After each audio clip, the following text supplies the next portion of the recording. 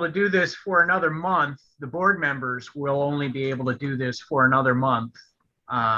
It's when the expiration of the of this Brown Act exemption applies. I haven't seen any legislation that's been passed and signed by the governor that extends the ability of the board members to meet via Zoom. I mean, we would need under the Brown Act, we would need at least a quorum at the meeting location, and then a handful could call in, but you'd have to open your homes or whatever location you're calling from to the public.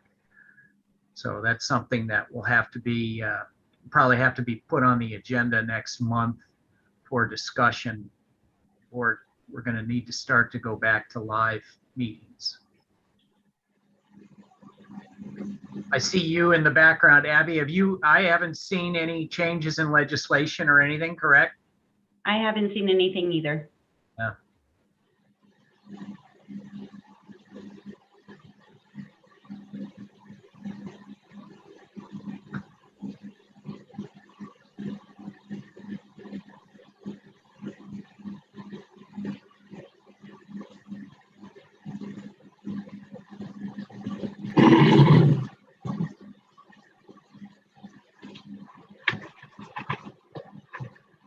Don. Good morning. Good morning. See this? Can't read it. No, I don't. I didn't expect you to read it. You wrote it. Oh, I just want to give you a pat on the back. thank That you. was an excellent report that you sent out to the board. Thank you. Thank you. Hopefully it was helpful. A lot going on here at the old district, so. And I told you, Don, but I didn't get a chance to tell Eric, good job on the multi-load views too. You guys did good. Thank you. Thank you, Jeff. Mm-hmm. Getting good community feedback. Yeah, me too. Both in here in the staff and operations and out in the community too. So good stuff. Happy to share our stories.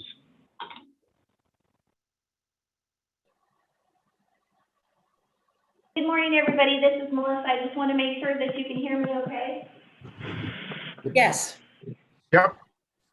Okay, perfect. It looks like Director Murphy is logging in now. And so once she's all logged in, we are ready to go. Great. I think we're ready. Okay. Well, good morning, everyone. And didn't mean to smack it so hard. I'd like to call the regular board meeting of Tuesday, August 24th, 2021 at 9 a.m.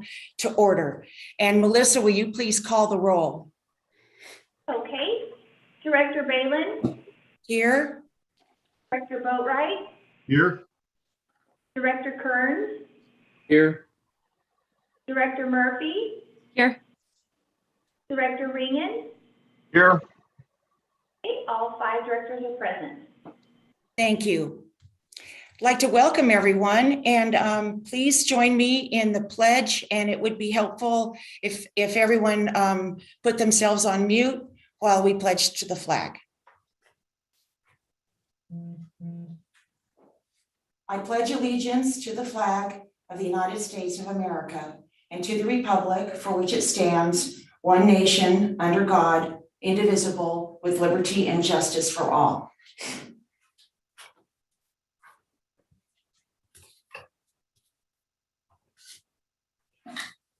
Thank you, everyone.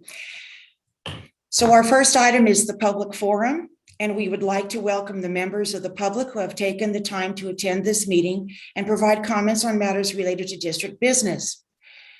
Any member of the public may address the board relating to any matter within the board's jurisdiction. This need not be related to any item on the agenda. However, the board cannot act on an item unless it was noticed on the agenda. Persons speaking during the public comment will be limited to 5 minutes, or depending on the number of persons wishing to speak, it may be reduced to allow all members of the public the opportunity to address the board. So I would like to welcome all our guests and who have showed up today. And if there's anyone that would like to speak to the public forum, Corey, do you see any hands raised? I do not at this moment, no. Okay. Give it 1 second. Then I'll close the public forum and we will begin with our consent calendar. And Melissa, will you please read the items on the consent calendar? Okay, item number 1, minutes of the regular board meeting of August 10th, 2021, and special board meeting of August 13th, 2021. Item number 2, operational update on the water and wastewater departments for July 2021. Is there any director that would like to pull one of those items? Seeing no hands, is there a motion to approve the consent calendar?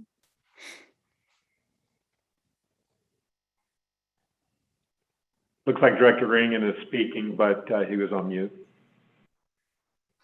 Doggone mute thing. I said I would go ahead and make the motion to accept the consent calendar. Is there a second? I would second that motion. Thank you, Director Boatwright, Director Ringen. Melissa, will you please call for the roll, for the vote? Okay. Director Balin? Aye. Director Boatwright? Aye. Director Kearns? Aye. Director Murphy? Aye. Director Ringen? Yes. Okay, the motion passes 5-0. Thank you. So let's move on to regular business. And Melissa, would you please read the first item? Board to discuss and take action to recognize Les Dean on his retirement from Tuolumne Utilities District on August 2nd, 2021. Good morning, President Balin, Vice President Ringen, board members, members of the public, everyone who's listening in this morning. I have the pleasure this morning of presenting a resolution in recognition of Les Dean, who was our inspector engineering tech, who was with the district for 27 years and retired on August 2nd. So I am going to present the resolution, but I'd like, and I think Eric Johnson would like to also contribute here to talk a little bit more on a personal level about Les Dean, since he worked with him most closely. So always happy to bring these to the board for, and I do recommend that you adopt the resolution. So I will read the resolution as I've done in the past, and we can take questions, and then Eric will add at the end. So this is a resolution of the Board of Directors of TUD expressing appreciation to Les Dean on his retirement for August 2nd, 2021.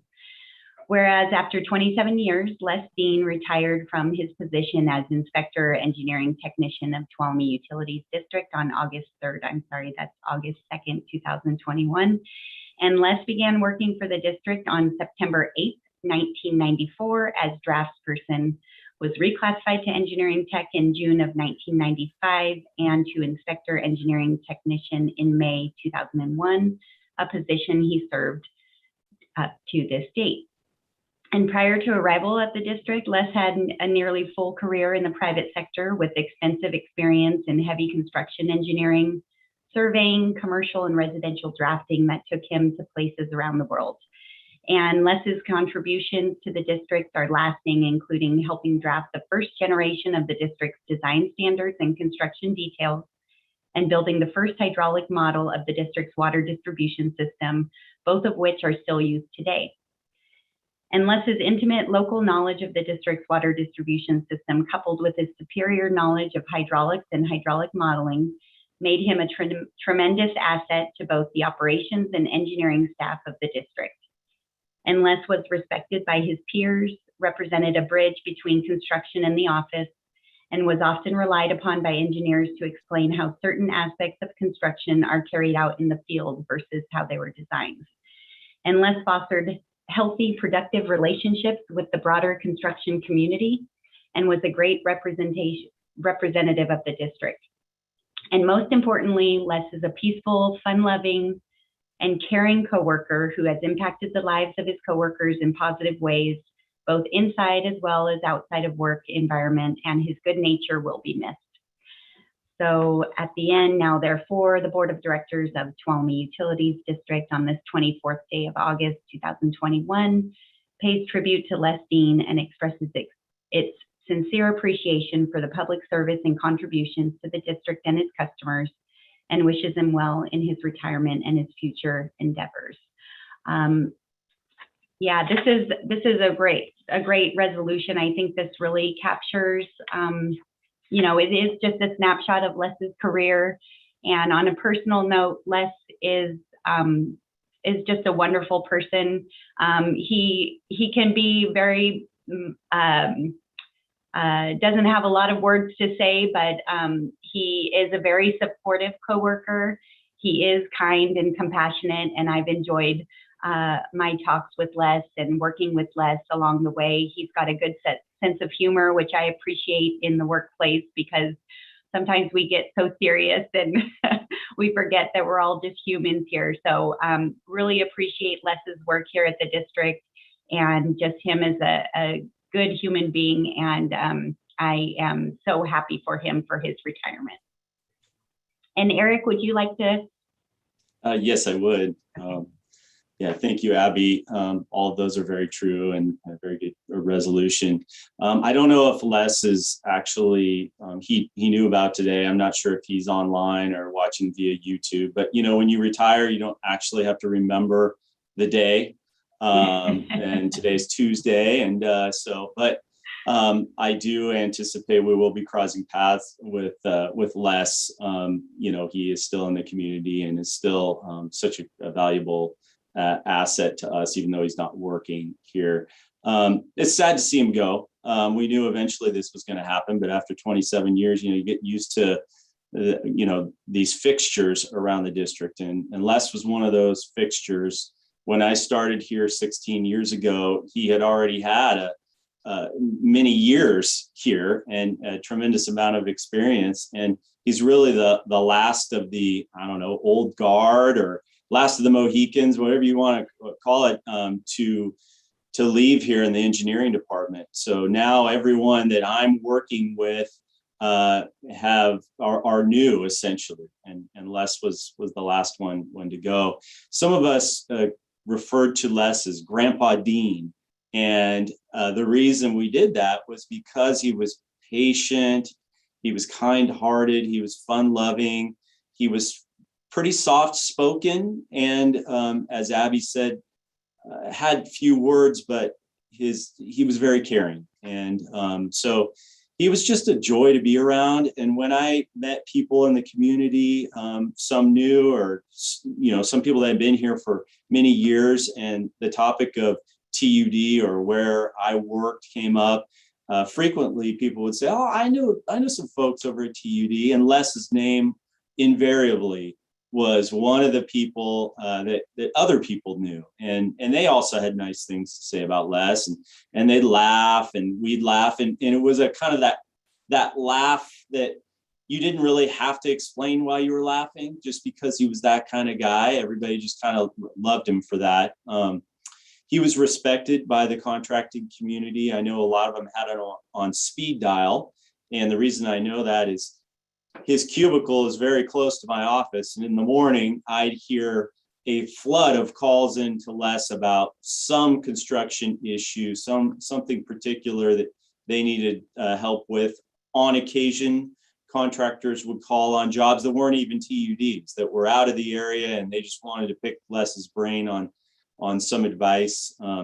He did have a long career even before he got to TUD in working internationally. He was in Venezuela working on dams. He originally started doing hand drafting and really was there through the whole transition to computer-aided design.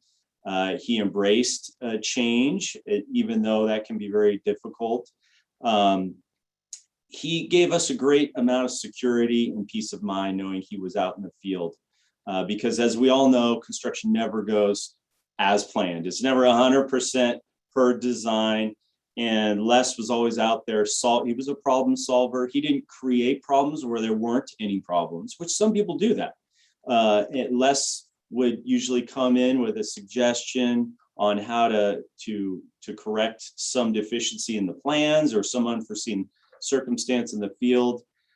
He also was firm when he needed to be. I can recall just very recently, he had a contractor dig up many feet of very deep pipeline because it just simply wasn't installed to district standards. So he did make some tough decisions, but he had the respect of everyone. And we're really gonna miss him here, but we wish him well, and I will not put him on speed dial. I'll promise not to do that for Les so that he can retire, but we will be calling on Les from time to time. So.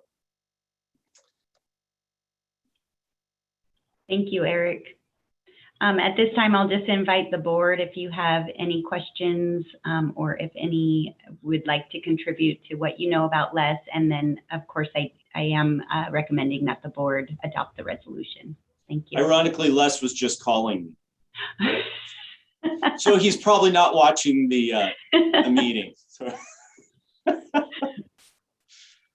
We have Director Boatwright with his hand up for a comment.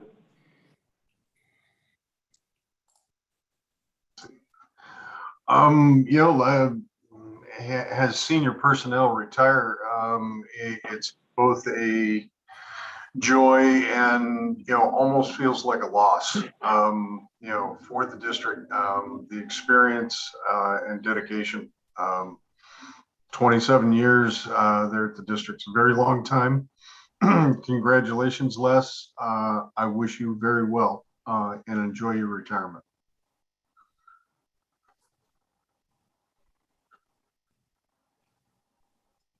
Director Bailey. Yes, I'd like to wish Les many years of a whole nother chapter in his life. And it sounds like you were able to, if you're listening, Les, able to mentor a whole new generation of worker bees at TUD. And that's invaluable to be able to pass on your knowledge and your patience and your experience and your kindness. So I wish you the best in retirement. Thank you.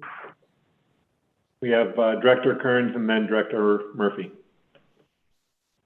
Yeah, I too would like to congratulate Les, and his reputation precedes him. I mean, he's had a sterling reputation in Tuolumne County, and his name is synonymous with TUD. And Les, I wish you well, and sorry to see you go, but very happy for you. Thank you.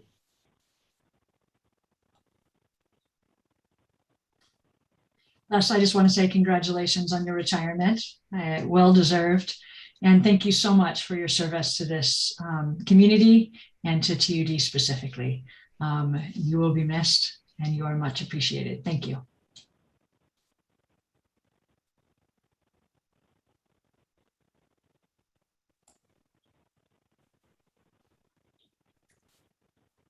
Corey, any other congratulatory comments? That's it at the moment. Okay. Is there any member of the public that would like to speak? That's indicating no. Okay, thank you. So we'll close off public comment and I'll ask the board to adopt this resolution. I would make that motion that we adopt this resolution. I'll second it. Thank you. It's been moved and seconded. Melissa, will you please call the vote?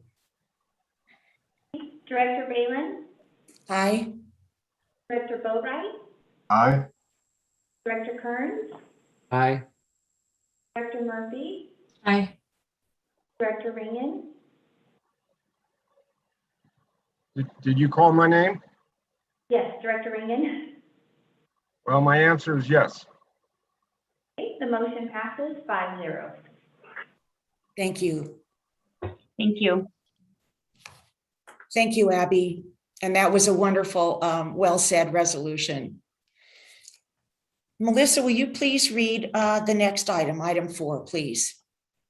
Okay, amendment to agreement regarding establishment of water service to the Curtis Creek Elementary School. All right, well, thank you for this opportunity. This particular item for the board's consideration is an amendment to a water service agreement with the Curtis Creek Elementary School. The original agreement was from January of 2018, going back many years, a different board at the time, but the ongoing issues at Curtis Creek Elementary School relate to their well, which is not able to meet the school's demands.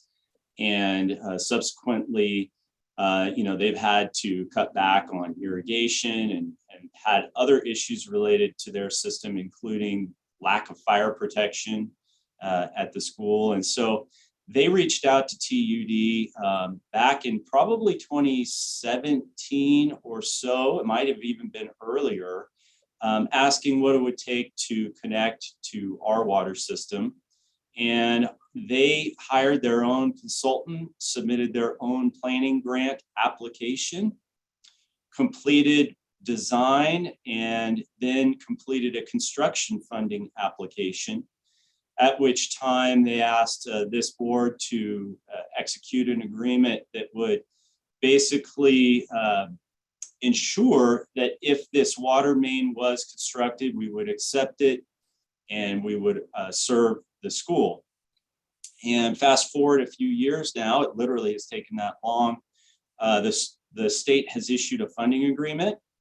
TUD, as the water purveyor and the public agency in this case, is the recipient of the agreement.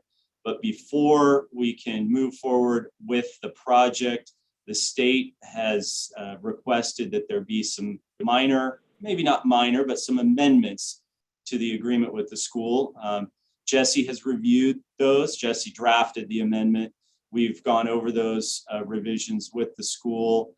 We've sent them to the state and feel that they're satisfactory. We've addressed their issues, even though we haven't had a real robust discussion. We're fairly confident that this will satisfy the state, and we can move forward with executing a funding agreement and constructing water main. So a couple of the particulars in this amendment, and then I'll just open it up for questions regarding the nature of the project and anything else the board would wish to talk about, is that there's no cost to the district to implement this project. It's grant funded, and if, as we know, sometimes construction costs come in above the initial estimate, we have the opportunity to request a budget amendment from the state so that they will increase the funding amount. And then if there are other ancillary costs still, this amendment obligates the school to pay for any of those. Some of the benefits to TUD of doing this project is one,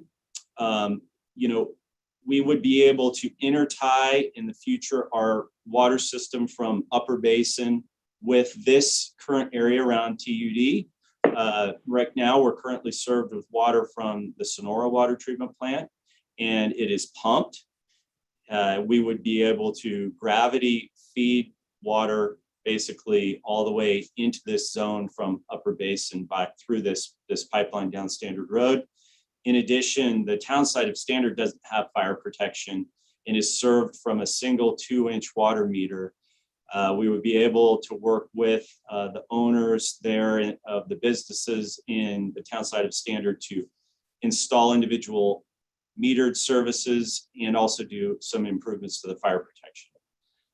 I think that's a good overview of the project, but happy to answer any questions the board may have. We do have Director Kearns with his hand up for a comment, and then Director Murphy, and then Director Ringen. Thanks, Eric. Just a couple little clarifications. So we're going to get some new infrastructure. We're going to get some new fire flow. We're going to get Standard's going to be completely upgraded, all funded by the State Water Resources Control Board, correct? I didn't want to go into all the details, but that is a good point. So that The improvements in standard are not eligible under the grant because the grant's exclusive goal is to address a water deficiency at the school. But not this board, but a previous board of TUD executed an agreement with Benitez, Tony Benitez, his family, who own most of the businesses out there in standard, and it obligates them to fund the connection to the new water main as well as other improvements. So we've already been in discussions with them and they are prepared to fund their share of the project. But the overall goal of the grant is just to get the water to the school. It just so happens to be passing through the town side of standard. Okay, but that's kind of a byproduct then is what it is, I guess, correct? Correct. Yeah. Also the capacity fees, I assume those are an annual basis, the 230,000? That is a one-time fee that is eligible to be covered under the grant for the school. All right. Okay.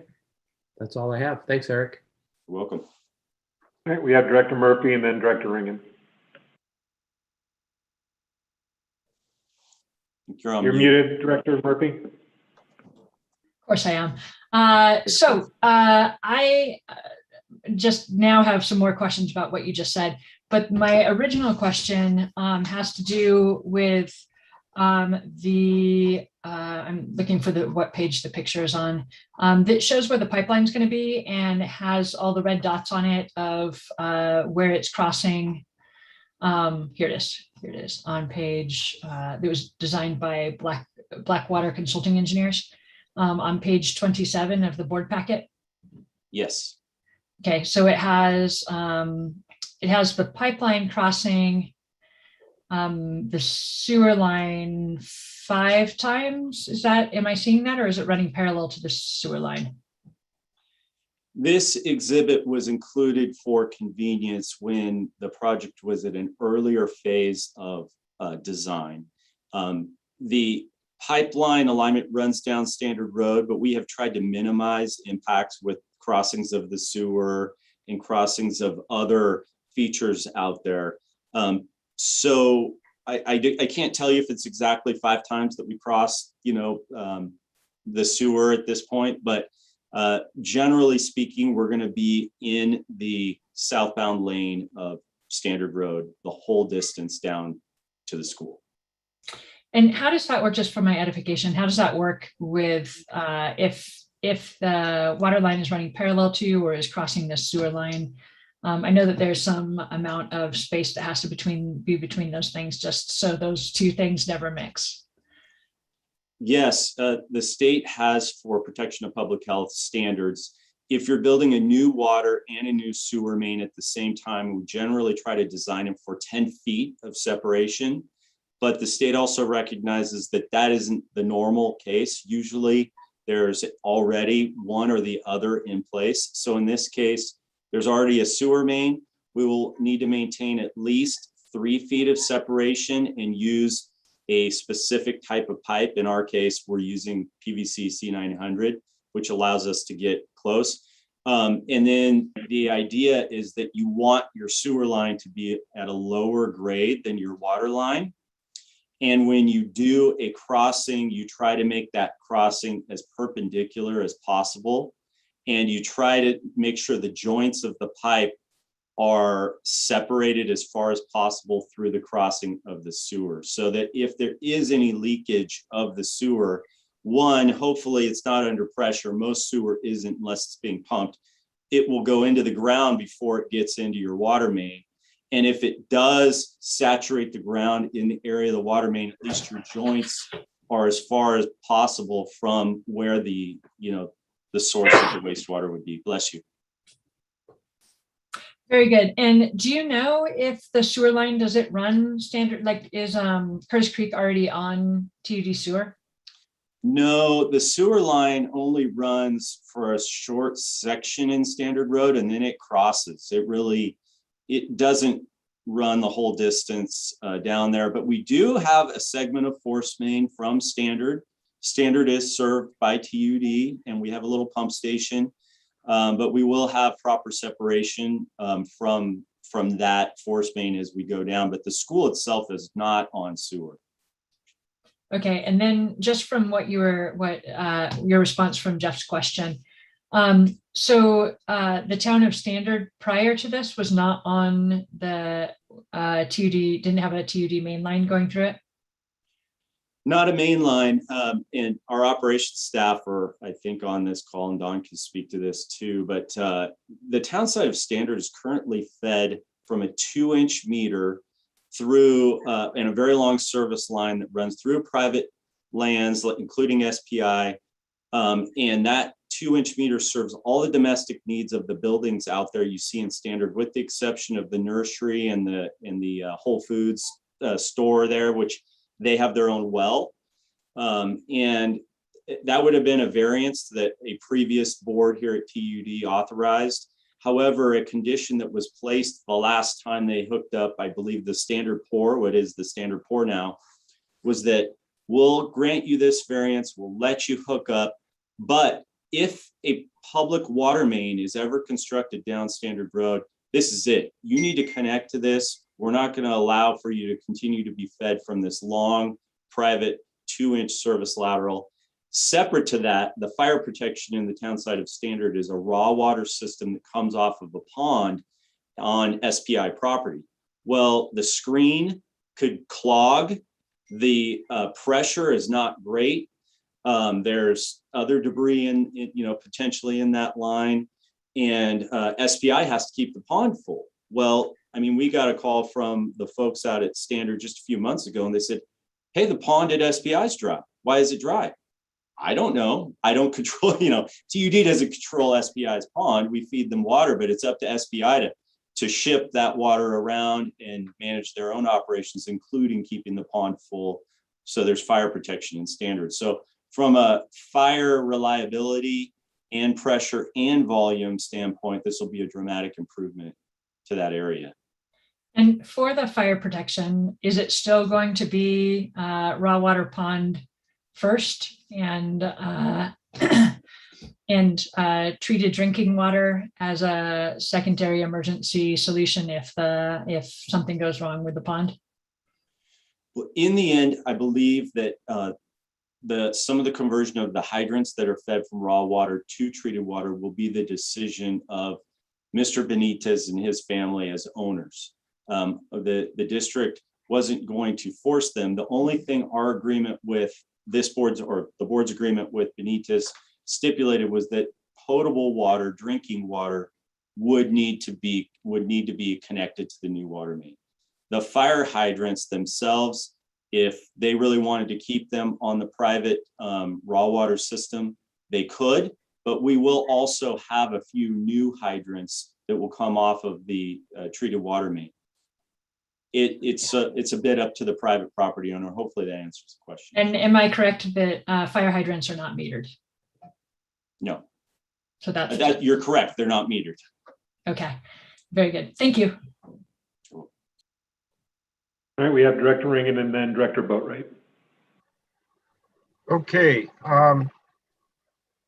Some of the things that I had written down as questions or comments or whatever have been sort of touched on. So I'll try and get through this because some of it you have already given me some answers to.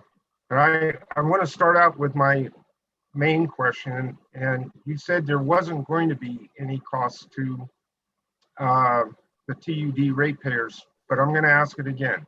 Is there going to be any cost to the TUD ratepayers? No. Now, let me also elaborate on that statement. So the grant covers all the construction costs.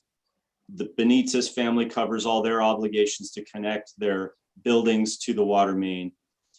Ongoing construction management bidding. There will be some labor allocated to this project that is also eligible for reimbursement under the grant. As we know, Les, our inspector, has retired. We do not have a replacement for Les. We will be hiring outside construction management and inspection. Again, that's eligible under the grant. So there really is no expense to the district After the water main is in place, there will be an ongoing expense to operate and maintain the infrastructure, but that should be covered under the bi-monthly rate that the school pays the district for that. So again, no costs that we can foresee directly to our ratepayers at this time. So elaborating on that, the buildings that are going to get connected, will that be billed bi-monthly to the people that are using those buildings, or is that going to be one great big bill that Benitez pays every 2 months? And is there going to be connection fees? We usually work with our accounting staff on conversion of accounts. And so I don't know currently if there's a tenant billing arrangement or if it's goes directly to Benitez. Right now, actually, it must go directly to Benitez because there's one service, a 2-inch service. So afterwards, I think that will be a decision that Benitez will make if he's going to pass costs directly on to some of his tenants, or if he is going to go ahead and continue to be the person listed, the owner listed on the account for all the billing. Well, I guess what I read this thing top to bottom, and it's pretty well put together, I'll say that. But still, it didn't cover some of the things that gives me a little bit of acid indigestion, and that is the capacity charges and connection fees. There's quite a few buildings out there, and if those all get, and they're big, some of them are pretty good sized buildings. So I hope, I didn't see it in the agreement, because the agreement is between TUD and the school.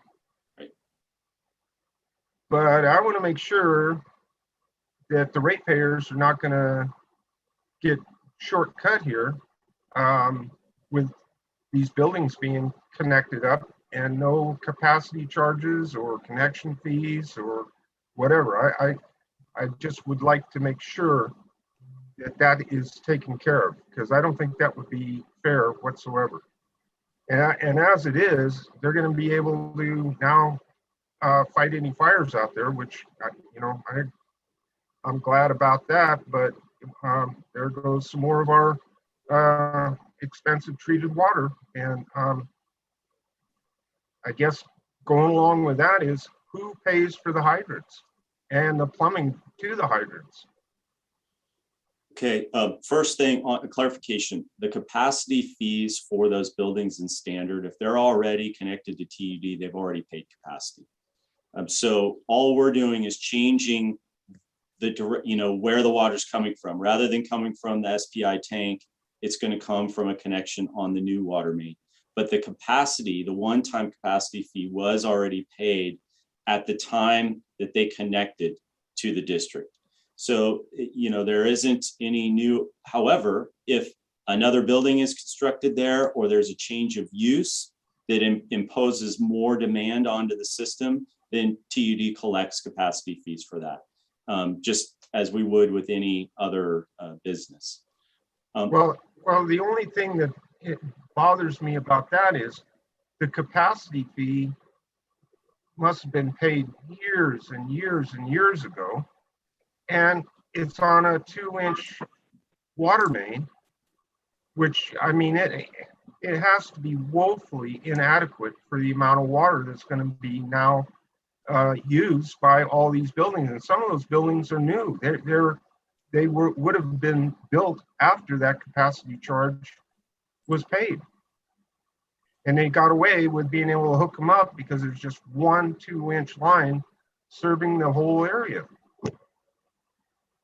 We usually see that water use doesn't change a lot by the meter size, unless the meter is the limiting factor in how much water they can get. And in this case, the use is the same. The offices, the tire shop, the restaurant, they will continue to use water at about the same rate. It just will be through individual 1-inch meters instead of through 1 2-inch meter.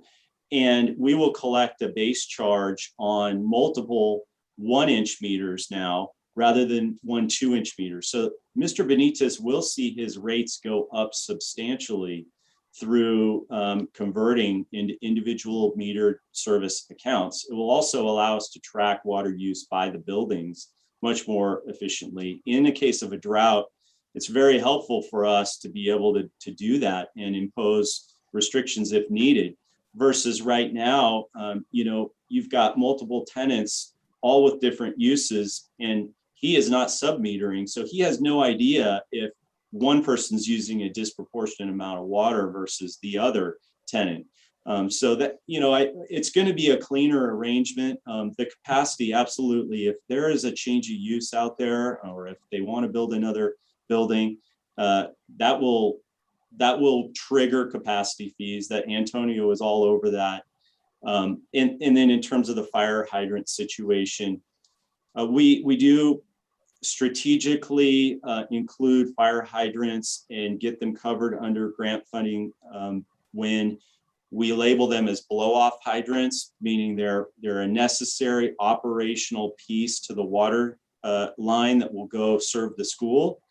And it just so happens a hydrant is the best way to flush the line, and that will be covered under the grant. But any other hydrants that Mr. Benitez may want to add to get close proximity to some of his buildings or retrofit his existing ones, that cost is totally his responsibility.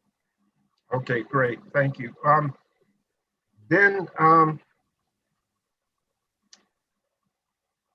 kind of jumping around here, but it's because you guys touched already on some of the things that I was going to talk about.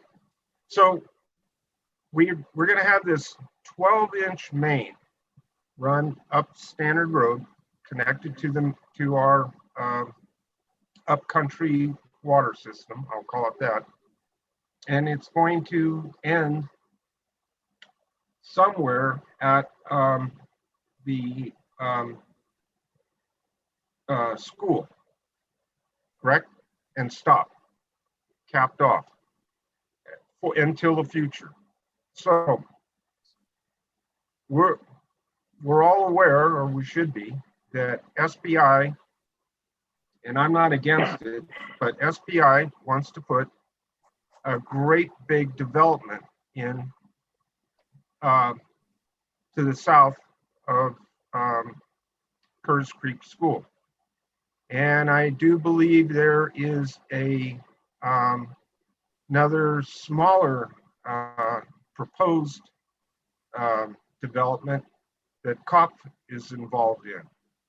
I certainly hope that TUD is not going to be installing that extension out there, because that's what they're waiting on, besides the economy to get better. And they need the water.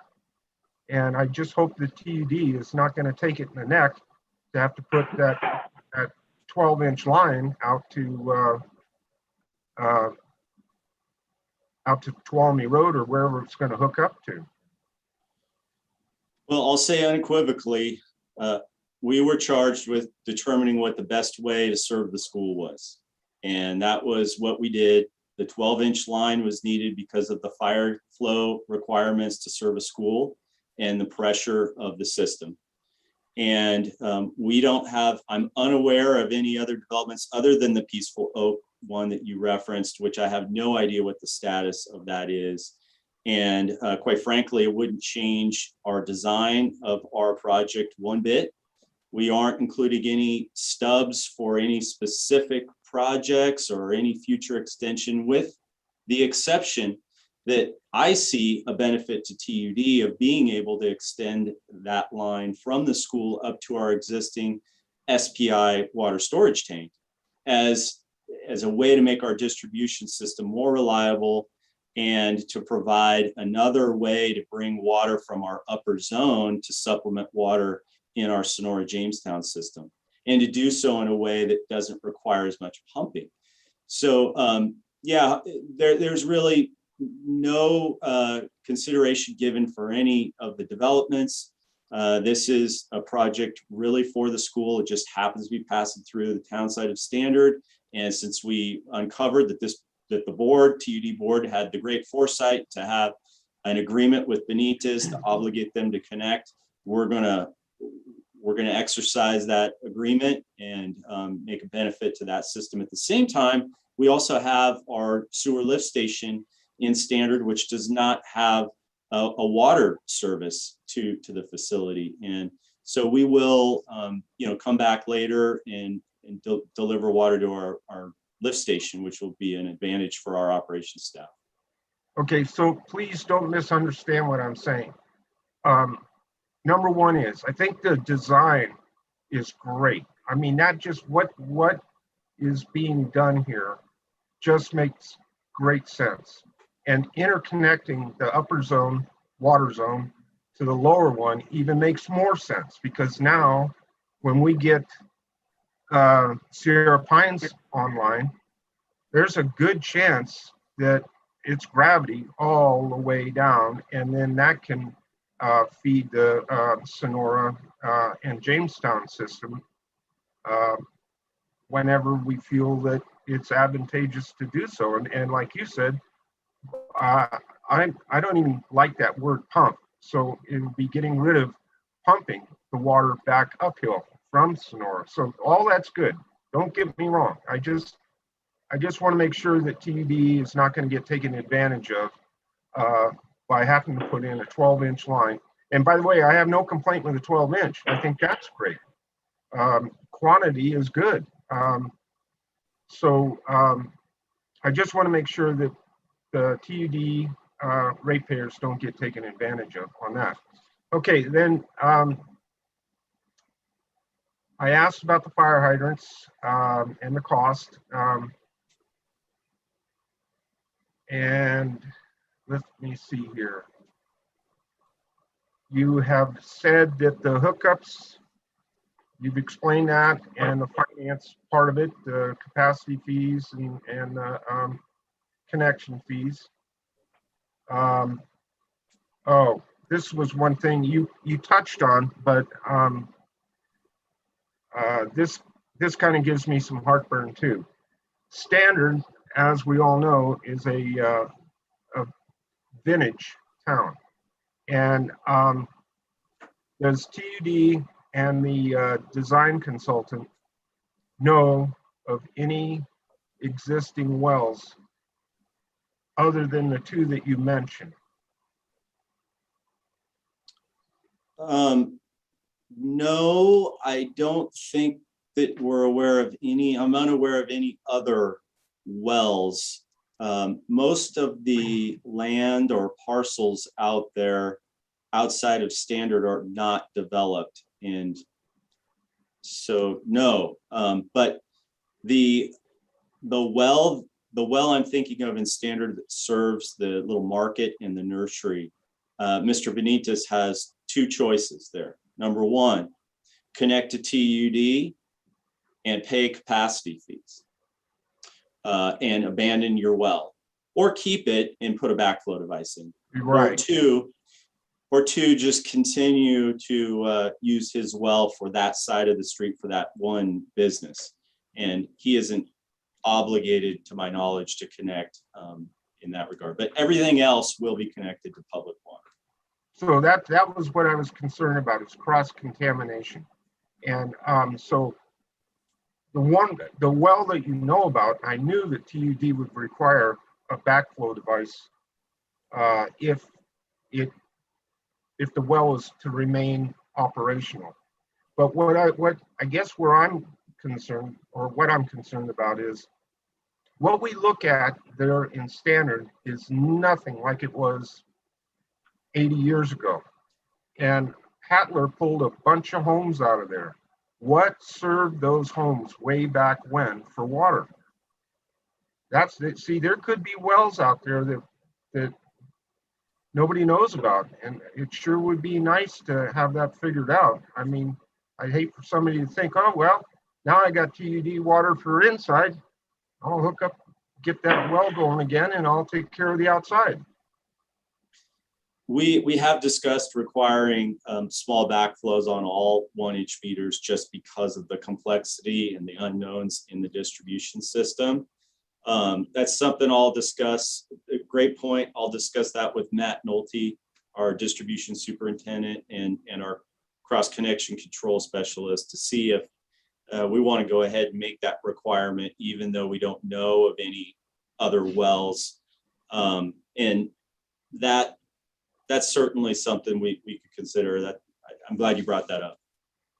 So, and then my last thing, Director Murphy asked several questions on this, and this is about the sewer system out there. That map that the consultant gave is pretty inadequate. You know, it's hard to see what exactly is going on, but two things.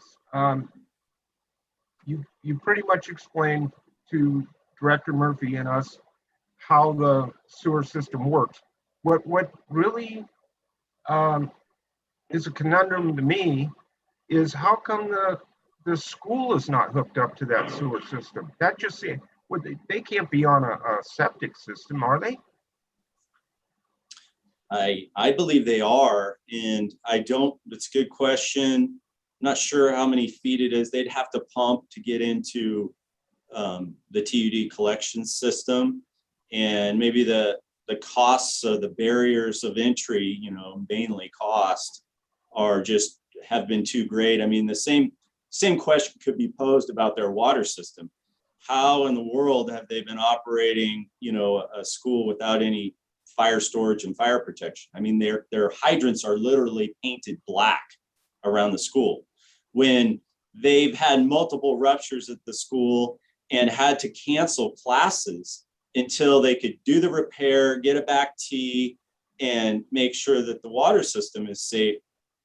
They've missed instructional days out there. So, but to your point on the sewer, I'm not sure why they've never connected. Well, the downside on that is the system has to be ancient, quite a few years old. And I wonder how much maintenance it gets, cleaning and pumping. And then 3, if you look right over the hill, not over the hill, down the hill, there is a stream running down there. What's the chances of contamination to that and environmental problems? See, they should be hooked up to that sewer. I mean, there's a lot of people out there. When school's in, there's a lot of people out there. Well, so that's it for me.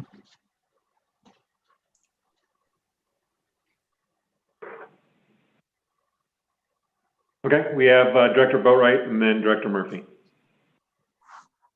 Thank you. Yeah, my concerns are kind of along the same lines as Director Ringen, for other wells that are not known of out there.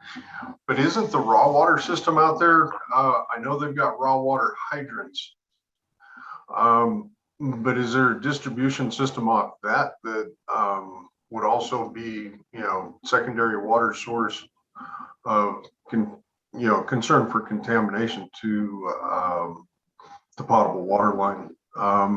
Eric, do you know if there is raw water being distributed to any of these businesses out there through that? Director Boatwright, I'm not sure.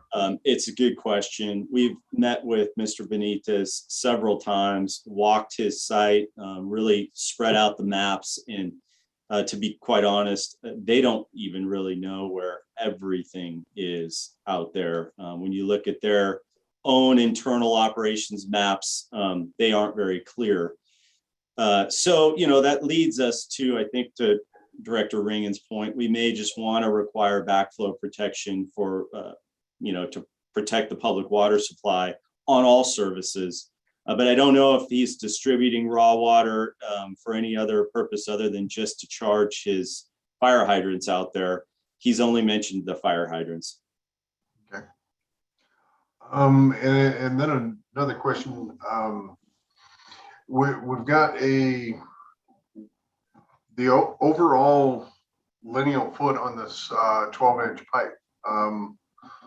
It's greater than 2 miles. I don't recall where, or what is the overall length? The length is over a mile. I don't have it, right in front of me, but it certainly wasn't a CEQA exempt project. This board took action on the CEQA. I'm trying to look up the date at the time here. I believe, that CEQA was adopted in 2019, in May of 2019, and there is a mitigation monitoring and reporting program that will be implemented, including archaeological monitoring and other pre-construction surveys before we'll move into construction. I know that wasn't your question. I'm just elaborating. Okay. My concern is for flushing this 12-inch line all the way through there, because it's going to have, basically way under the capacity of a 12-inch line, even serving school out there. The flushing velocities, it's a huge amount of water, and where will that water end up going? Well, I would probably defer that if Matt was on this, and I don't see him here. You're right. The 12-inch line is hard to get the flushing velocity, but where you may need to put a diffuser and dechlorinate and let it go to drainage. The good thing is we've got drainages around that can receive that water when it's properly dechlorinated.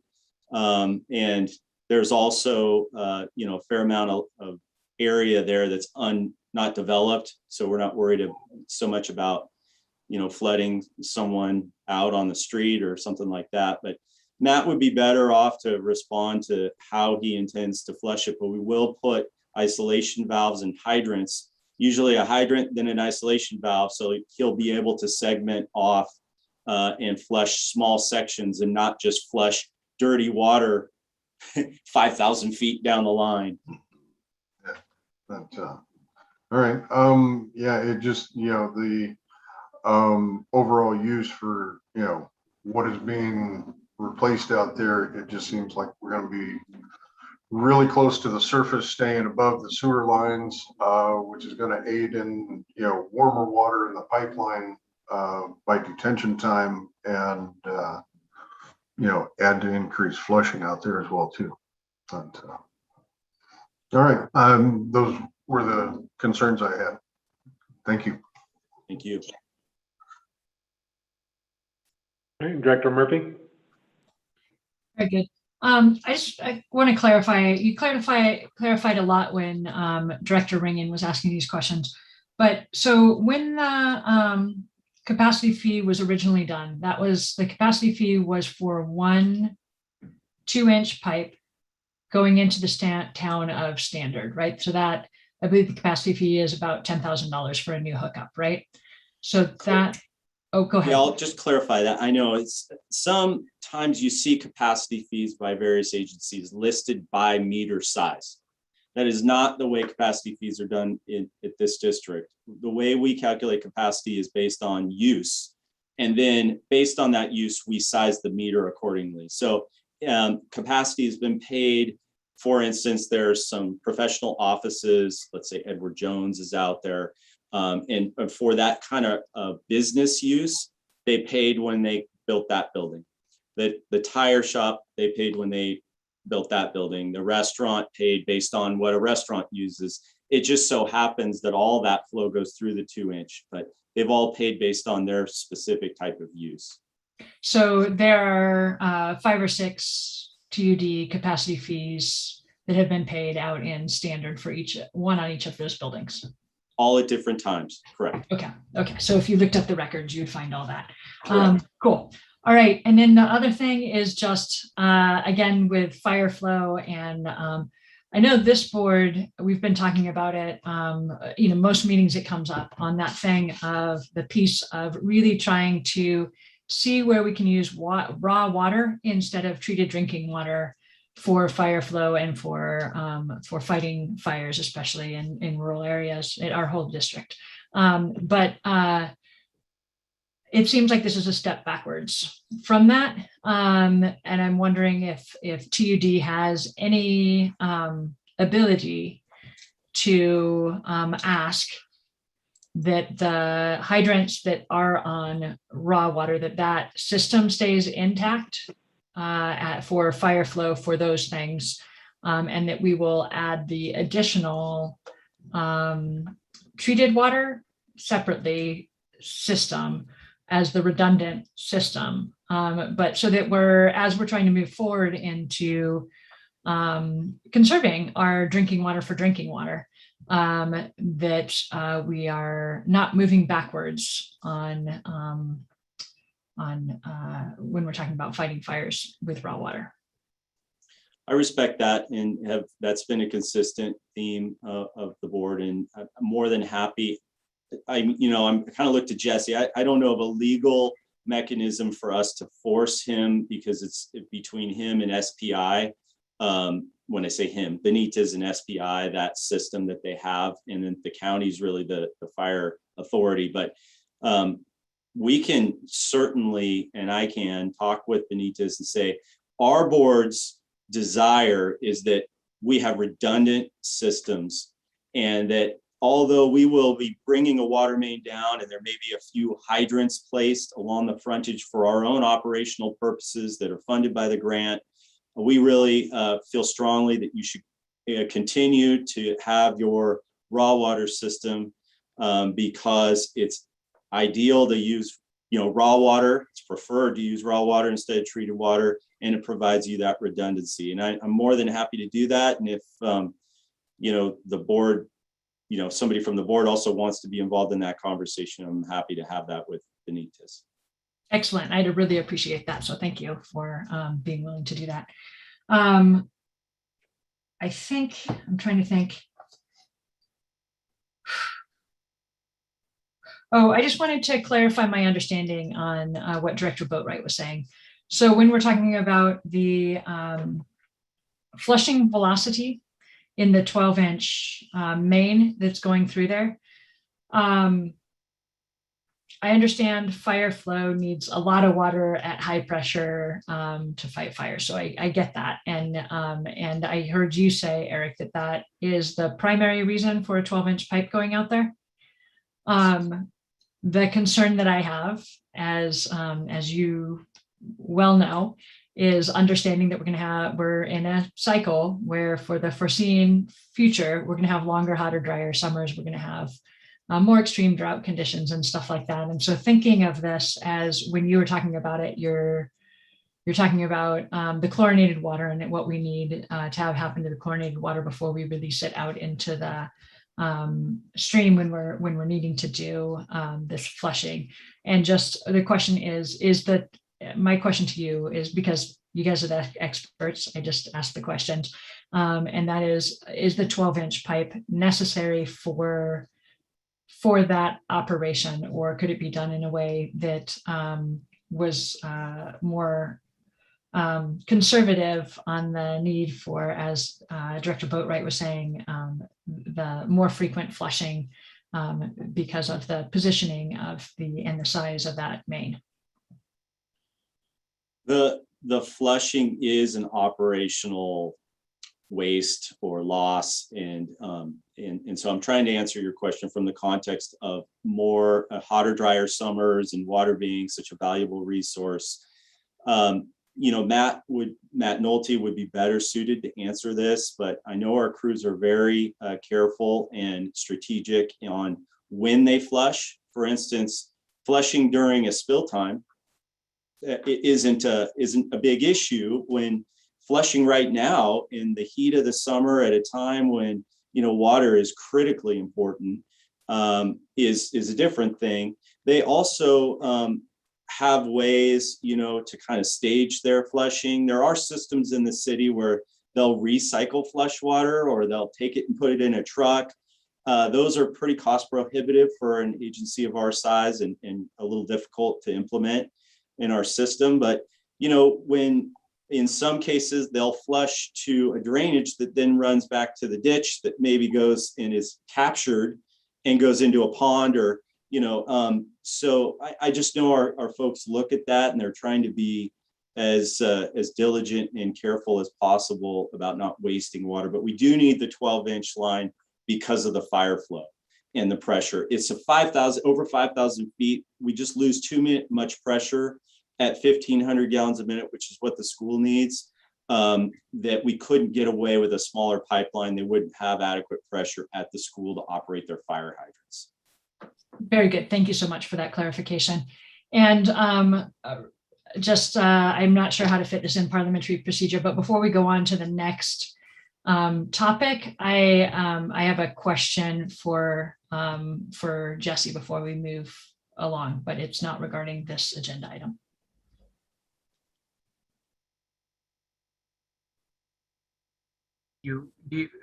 Director Murphy, do you feel it's necessary to address now, or which item? Can it wait for the item, or? So the problem is I didn't, I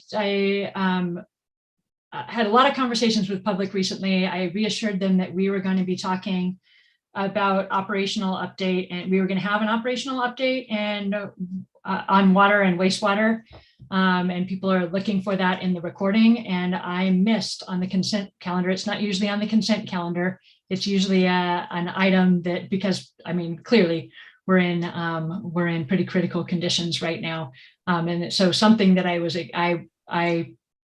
just was expecting it to not, I was expecting it to be a real agenda item. And so I saw it that way and missed that. And I do understand that we already voted on passing the consent calendar, but I think that there are a lot of people who are very interested in knowing about what's going on right now in this critical time with water and wastewater. The operational update is posted on the TUD website as part of the agenda, and perhaps that would answer their questions unless the questions are not covered in the operational update. It's difficult to know, not knowing precisely what the questions or what the interest may be, whether or not the operational update addressed them. Yeah, and so I think that in general, people want to know where we're at on just with someone speaking it, where we're at on both the to explain a little bit about what happens with, like, when Quartz Reservoir is low, what happens to in regards to the reclaimed water and what effect that's having on the users of that, and then also what's going on with the reservoirs and kind of how TUD is feeling about where we're at, and what they can sort of expect to, what are the, I don't know, it's predictions, so it's not, none of it is specific, but just hearing it from someone on the TUD staff of where we're sitting in this historic drought of California with our water system. And I think that is really worth taking the time to have somebody address that. And I missed that we approved that in the consent calendar, and that's my bad for sure. I'm not bringing it up then. I just didn't expect it to be there. And the way the human brain works is you see it where you expect to see it. I see. It's difficult. This is a new one, Director Murphy. Right? I know. Sorry about that. I understand parliamentary procedure, so that's why I was directing the question to you of how that could be possible. Yeah, so this is my thought. Unless we have 4, 8, 12, 16 people, it looks like, online here. If there are no objections from the board to have Don, who would give the operational update? I think it was supposed to be Matt, and he's no longer with us. Actually, Rich Pitcher, our collection superintendent, has been taking over that responsibility as of late. Okay, Rich. And he's online here. Okay, Rich is available. if there are no objections from the board to discuss, for Rich to provide an operational update, that would be the first step. And then if there are any objections, frankly, from anybody, including the public, and having the board address this item, we can address it between items 4 and 5, between items 4 and 5. It is noticed on the agenda, right? It's just under the consent calendar. So we're not adding a new item. What we're doing is we're adding a discussion of an agendized item. But if there are any objections by anyone, frankly, my suggestion is that we'll just have to do the operational update, an expanded operational update during the regular business on the next agenda. So those are my thoughts on how to handle this unique situation. Director Ringen, your hand is up. I just wanted to remind everybody that this is a result of, this same operations report was in the consent calendar at the last month's meeting also. Okay, As thank I you. remember, I had to pull it. Okay, I didn't realize that. But I think for the future, I don't think it should be in the consent calendar. I think the public should be getting these updates. We also have Director Kearns with his hand up with a comment, Yes. and then Director Balin. Yes, thank you. Thank you, Corey. Director Kearns, you go first, please. Yeah, I just wanted to say exactly what Director Ringen just said. And then also, if we do want to cover this today, I would suggest we wait until we're completely done with regular business and throw it in after. But Perhaps under staff reports. yeah, something like that. But certainly finish the item we're on now about the school. Yeah, I wasn't, that's why I said between 4 and 5, I'd like to ask Jesse a question. I wasn't meaning to interrupt the process. But then Jesse wanted to know what the question was. Then we got into this. President Balin, your hand was up. Yeah, only because I can't find the little hand button on this. But at any rate, it's an agendized item, and maybe in the future we can actually have this item not on consent calendar, especially with the drought. So I just want to support the suggestion, and then go with Director Kearns by saying maybe we can do this in staff reports, something like that. Okay, Great. so then this is my suggestion. Unless any other board member would like to suggest anything, for the time being, let's finish item 4 under the regular business. Let's not get further sidetracked. Let's stay on this subject. Let's finalize this and see if there's an up or down vote on item 4. We'll move to item 5, and then we'll bring up the operational update during staff reports. We'll make the board and the public will make a final decision to see if they want to discuss this item in more detail under staff reports. How does that sound? Seeing general agreement to that approach. Okay, thank you. And the reason why I'm saying if there are any objections is, if anybody has any objections, there might have been members of the public who had seen it under the consent calendar, decided that it wasn't going to get discussed, and maybe they didn't want to attend this meeting. So just want to, that's the reason why I'm asking everybody, including the public, about adding this as a discussion item under staff report. So, okay, I don't see any additional comments. So let's go, President Balin, please. Oh, you're on mute. I just wanted to comment on continue the discussion on the last agenda item. I do have a quick question on that. And this, okay. Eric, in your conversations with Curtis Creek Elementary School, do they have any plans in the future to get grant monies to go on TUD sewer? That topic has never come up, so I'm not sure. I can certainly ask them. In regards to the school there is one other detail that I did write in there, and that is that They do intend to keep their well and use that for irrigation. And I know that the board generally is supportive of trying to minimize the treated water use for irrigation. So they are planning on doing that.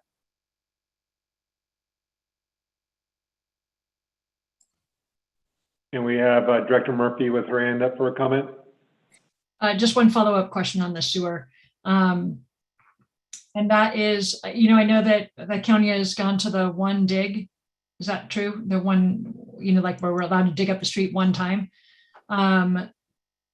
Is there, and I heard, several directors bring up the thought that that school should actually be on the sewer system. So if we're looking at that as kind of the way that this is going, would that be a second dig down the middle of Standard Road to do that project if they are not done simultaneously?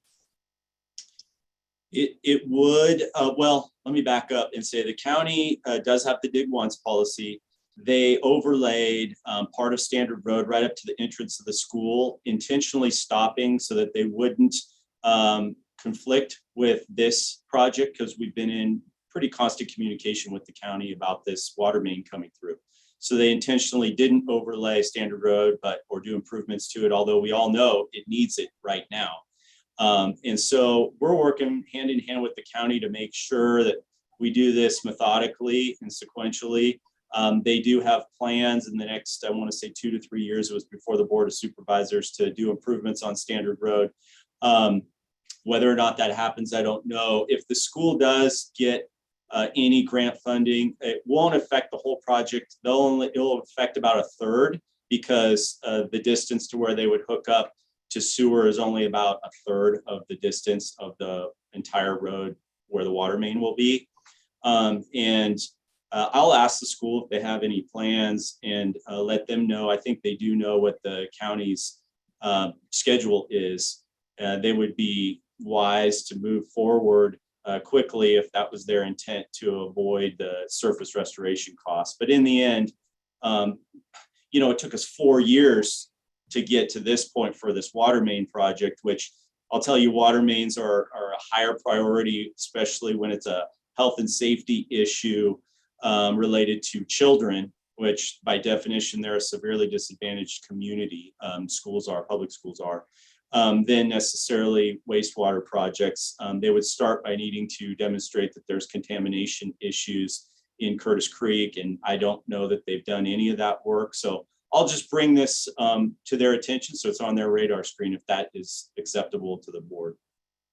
That would be great. And I just have one more question on that, is if they do choose to hook up to the sewer system, that new pipe would be needed to be laid 10 feet away from the new water main that we put in, either below it or next. Is that making, am I right that would be a little complicated after we've already put our line in? It can be as close as 3 feet, but they want it to have certain pipe type and be lower than the water main. I don't think it would complicate things too much. I mean, you're right to ask that question. Sometimes that's a real concern in dense urban environments, but here we have the whole other side of the street. There's no other utilities. It wouldn't be posed too much complexity to the project. Even though it needs to be at a deeper, so we would have to do it horizontally away from it rather than doing the vertical, because we would disturb the water main if we tried to go far enough below it to put in that sewer afterwards, correct? Correct, but it would probably just go on the other side of the street, so it would be more than 10 feet apart anyway. Okay, I'm just clarifying how it would all work. Sure, certainly. Okay. Cheers, thank you.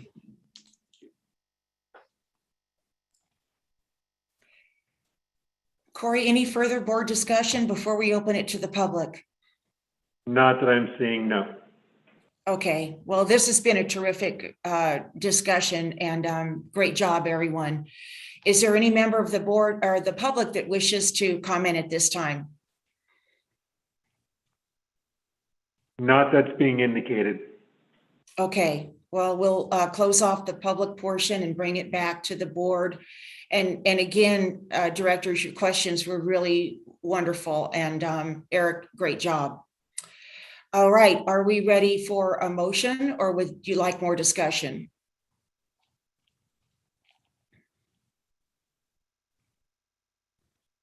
Is there a motion then? So Barbara, you're looking for a motion to approve the agreement regarding the establishment of water service to Curtis Creek Elementary School. Is that what you're looking for? Correct. It would be an amendment, I believe. Yes. Okay, I'll make that moment, or that that moment. I'll make that motion to approve the agreement regarding establishment of water service to Curtis Creek Elementary School District as shown in the agenda packet. I'll second that. Okay, it's been moved and seconded. Any further discussion? Hearing and seeing none. Melissa, will you please call for the vote? Okay, Director Balin, Aye. Director Boatright, Aye.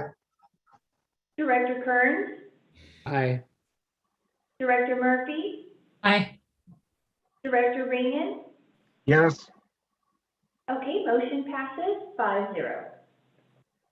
Okay, thank you, Melissa. And again, I just, it was just great. It was good. This is good working, everyone. All right, let's move to our next agenda item. Melissa, will you please read the item number 5? Okay, board to discuss and possibly approve converting from at-large elections to elections by district. Okay. Good morning, President Balin and board members, the audience. Don Perkins, your interim general manager for TUD, and Jesse and I are gonna kick this topic off. So this topic of districts voting at large, like we currently do, or by certain districts, similar to what the county does, has been a topic of discussion for a number of years around here, but mostly just passive discussions.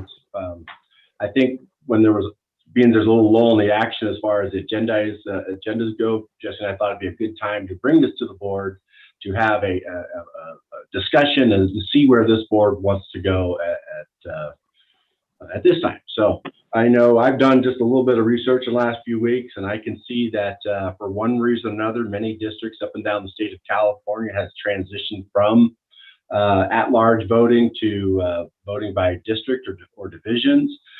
Almost all of those are, I think, as a result of some sort of a litigation or threat of litigation or suit. So those districts have already transitioned to elections by division or in the process, such as San Juan Water District. This is one I looked up yesterday. So they did their last vote at large in 2020, and they will be doing their next election by division in 2022, and that was they did get a certified letter for some lawyers, possibly litigating against them in some sort of a violation of the California Voting Rights Act. So that's the nature of why Jesse and I wanted to bring this to the board for a discussion.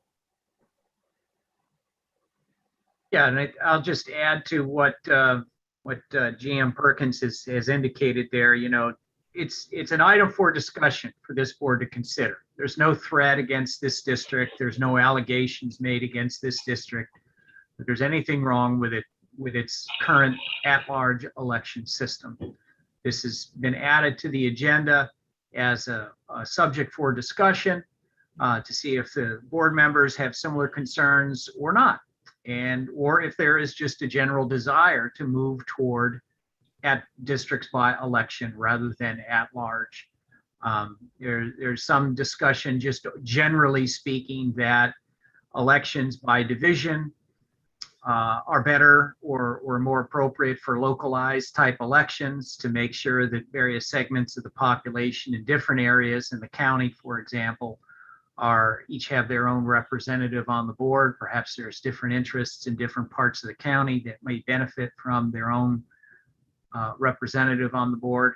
But that does not necessarily mean that there's anything wrong with at-large elections. Everybody's vote is counted and is still valid whenever a board member is elected. So there's just nothing wrong with it. It's just another way of accomplishing the same end result or a similar end result. So if there are any questions or if there's any desire for additional information, both Don and I are happy to answer those. We have Director Murphy with her hand up and then Director Ringen. Okay. So I have a question and I have a comment. And the question I just want a clarification on this. So Jesse, my understanding is all of those litigations have to do with minority rights, that there's people clumps, geographic clumps of underrepresented people in those districts that are litigating to get equity, right? That most of those lawsuits are about underrepresentation, correct? Yes, it's about underrepresentation, vote dilution.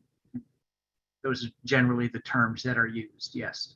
Yeah, so one, from what I can tell of this county, I don't think that's applicable to this county. And so I believe it's unnecessary. This is an unnecessary distraction at this time from the important work that we have on hand. I feel like the things that right now we should be focusing on are the acquisition of the water rights from PG&E, dealing with the current drought conditions and fire season, beginning construction on the new wastewater treatment facility. We're moving forward with the Sierra Pines Regional Wastewater Treatment Facility project. Water treatment project. The Sonora Consolidated Water Treatment Project. Of course, the continuation of Phoenix Lake Restoration Project, and so many more things that are out there that really need our time and attention. And this seems like an unnecessary distraction from this, and a $25,000 minimum expenditure, a vote to the public. It's a lot of time, a lot of effort, and from my perspective, a lot of money. The other reason that I think it makes sense to keep it as an at-large election is I think that the Tuolumne Utilities District, like if we think of it as a piece of the watershed of that big picture, it is a big entity that needs to be looked at as one big thing, not pieced out. And I think I really worry that if this board was divided into representatives from 5 geographic areas that are voting districts, that each person on the board would be focusing on their part of the system and focusing on what benefit that they could bring directly to their constituents. And I think it would be a distraction from looking at the best way to move forward with the whole district and as a whole county. And so those are my pieces that I do really believe it's an unnecessary distraction from what we need to be working on and an unnecessary expense. Okay, thank you. Thank you for your comments. Yes, that's why we put it on the agenda. Director Ringen and then Director Boatwright. Thank you, Corey. Director Ringen, please. Okay, well, I completely disagree with Director Murphy in many ways. It's not a distraction. The board is not going to be involved in this hardly at all, other than to make the decision to move forward on it or not move forward on it. Yes, TUD covers a fairly large area, but there's many other entities, utilities that cover even larger areas. And I'd appreciate if you'd elaborate, Jesse, if you want to, how we cannot pass. This is not a political position that we're in. It should not be political at all. It should be a community-based service type situation. And I know myself, I represent all the ratepayers, not just those that would be in my area. And if we were going to pass some, even if it was controversial, new rule, regulation, or whatever, it has to be across the board for the entire Tuolumne Utilities District.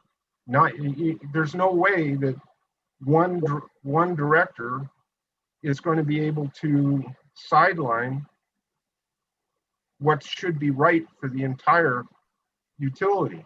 So if you could elaborate on that, I'd appreciate it. And if you don't want to, that's okay too.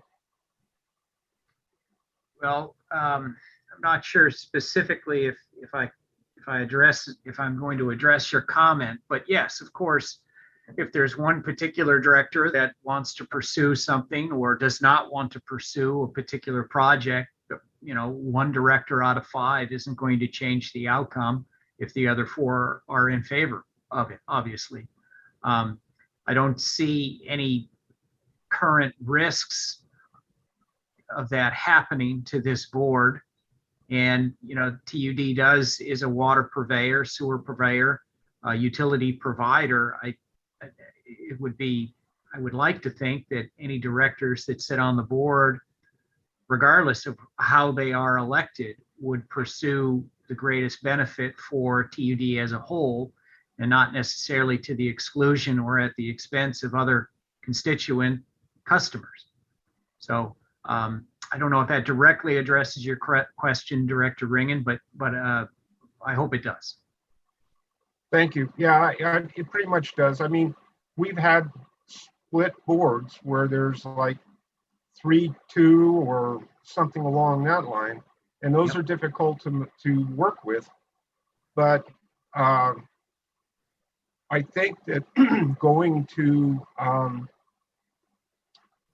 the elections by division will end a lot of that sort of thing. Because what happens right now is you get a gang of 3 or a gang of 4 on, and if they got an agenda, that's going to be what's going to be occurring at the board meetings, and that's what's not good.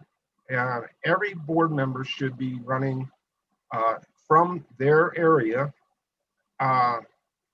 whatever that division is. And I mean, just like the Board of Supervisors. I mean, the Board of Supervisors are elected by division, and that seems to work pretty well. I don't, and that is political. That is a political position. So at any rate, that's my 2 cents worth, and thank you for your input. Of course. Thank you for yours. Director. Yeah, Director Boatwright and then Director Murphy. Jesse, I just have a question on, the division versus at large. Do people in Groveland currently vote for members on our board, or are we slightly divided through a portion of the county already? Is that within TUD's jurisdictional boundary, Groveland? No. No? I don't know how the county sends out the ballots, but if it's not within the jurisdictional boundary, then my answer, I presume, is no. Okay, so now would the 5-member board be elected by actually divide up our service district area into 5 areas, or would it still be the whole service area voting on 5 board members? It would be the jurisdictional area, the political boundaries of the district. Would the demographer or the agency, the organization the TUD would hire, would look at census data and then split up the district in the manner that they best see fit into equal population divisions. And that there's no hard and fast rules on where those lines are drawn. It can become a very political process when you're running partisan offices. TUD is not a partisan office, but it can become very politically charged, and people want to draw those lines in odd ways. You get these oddly shaped puzzle pieces But, and that is not appropriate. But inevitably, because population is concentrated in some areas, spread out in others, the lines would inevitably have to be drawn to include some geographic area, some population, in an effort to make the population in each division equal as nearly as possible. And then the population within those 5 distinct divisions would then select their director from within that division. So there's a couple of ways to slice that. The California Water Code allows the district to do elections from division or by division, and the difference is essentially that the director does not necessarily have to reside within a particular division, but the population would elect somebody who resides in a different division to represent. Say for example, you have Division 1 and Division 2, the director could reside in Division 2, but be elected to represent Division 1. That's allowed under the Water Code, okay? But under the Elections Code, it's much more cleaner, where the director is elected from the population in which that director resides. Both are an option. I did not pursue with the demographer or any law firm, which would be appropriate or which would be available in this situation to the district, but there are a couple of ways to do it. I hope that answers your question. Yes, it did. Very good. Thank you.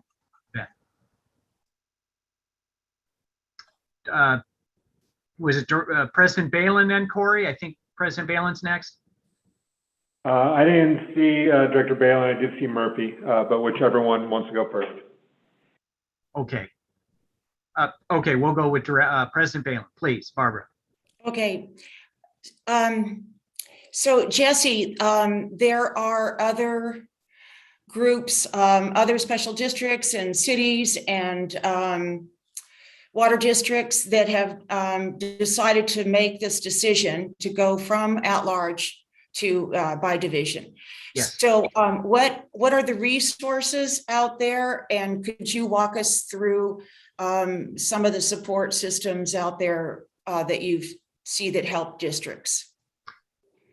Sure. Something like this is largely handled. There are demographers that specialize in this type of work.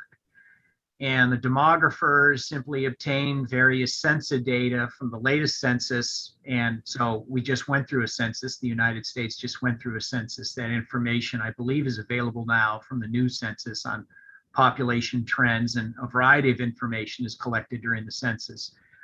They can obtain all this information, put it into a program, and then come up with a variety of ways to split the district up into these 5 divisions. And then there would be a series of, and so it would largely be the demographer that would handle the transition. I do not see a need at this time for the district, if it decided to go down this path.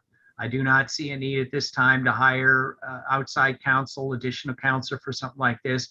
I've been involved with this, and generally it's, the demographers do this all the time. And it's, I would provide some oversight, but it is not that complicated of a process. The process is very clear in both the Water Code as well as the Elections Code on how this transition occurs, and the demographers would simply follow that course of action. Once they come up with a proposed map or maps, plural, there would be several meetings that TUD would have to hold, public meetings, to allow the public to comment on the proposed division of the district into 5 population-based divisions. And over a period of several months, the map would be agreed upon, and then it would ultimately be put to a vote. So I hope that answers your question. As far as resources, it would be one demographer group, largely, yes. There are other organizations, if anybody wanted to do some research, that have information on this. The California Special Districts Association has a variety of programs or leaflets or summaries of this issue. And, you know, anybody could do any research on Google or any other search engine they may prefer and research that. Thank you. Thank you. We have Director Murphy, Director Kearns, and then Director Ringen. Yes, Director Murphy, please.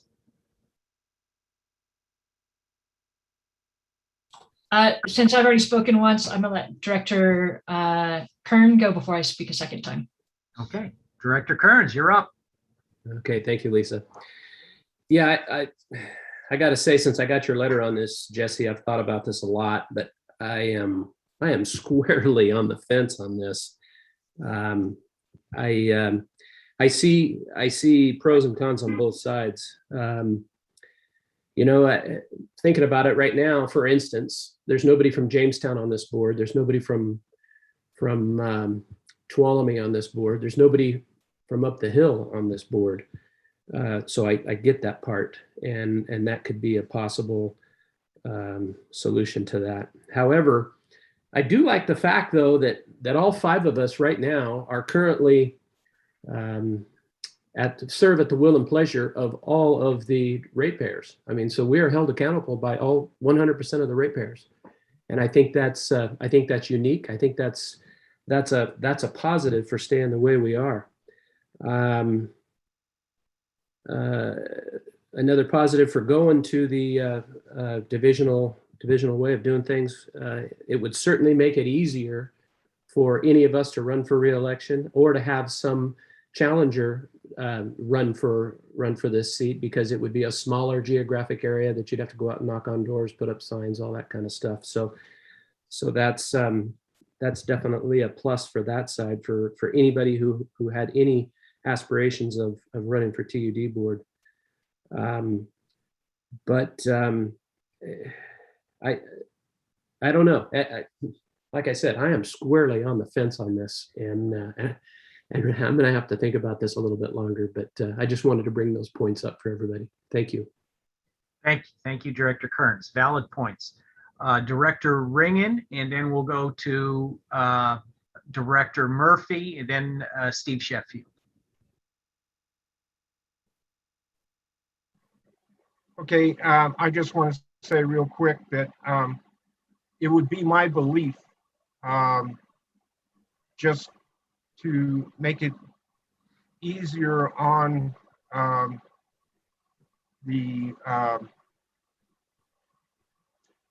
county and so on for sending out ballots. I'll bet that the divisions would be end up being decided to be the same as the Board of Supervisors. And that would give you that, what Director Kearns was talking about, somebody from the various areas. One person from each one of those areas would then be on the ballot, or a couple people from that area would be on the ballot. So I'll bet anything that's the way it would end up. Same lines as the Board of Supervisors of Tuolumne County. Thank you. Thank you for your comment. Director Murphy, please. All right, so just to go back with, there was a question that Director Boatwright asked that you had provided information on, Jesse, and then it goes into what actually Director Ringen was just talking about. So the divisions can't be set up the same as the Board of Supervisors. And the reason for that is that we are a utility district, and only the people who live in areas that are served by the utility district get to vote on these issues. So it doesn't make it less complicated. It makes it more complicated for the elections office, because now they have districts for Tuolumne Utilities District that are different than the ones for the supervisors. For the supervisors, I think that the division and planning commission and stuff like that, I think it makes sense for those to be divided into those sections. I don't think, again, for the same reasons I said before, of just, I think that the utility district needs to be looked at as a whole, not as parceled out. The other thing I just want to reiterate is that thing of when I'm talking about taking the focus off of and being a distraction from the projects that we're working on. This has to go through with a public vote, which means there has to be, it's not just that we think it should go one way or another. Once we just, if this board pushes it to not be at large, which it is currently, and pushes it to be something else, that is a whole election cycle. That's a whole issue that's getting out into the public. That becomes a focus of the public's attention rather than the things we need them to be focusing on. And I've heard Director Ringen say in so many meetings that we really need to be educating the public on the water system, on the decisions that are coming up.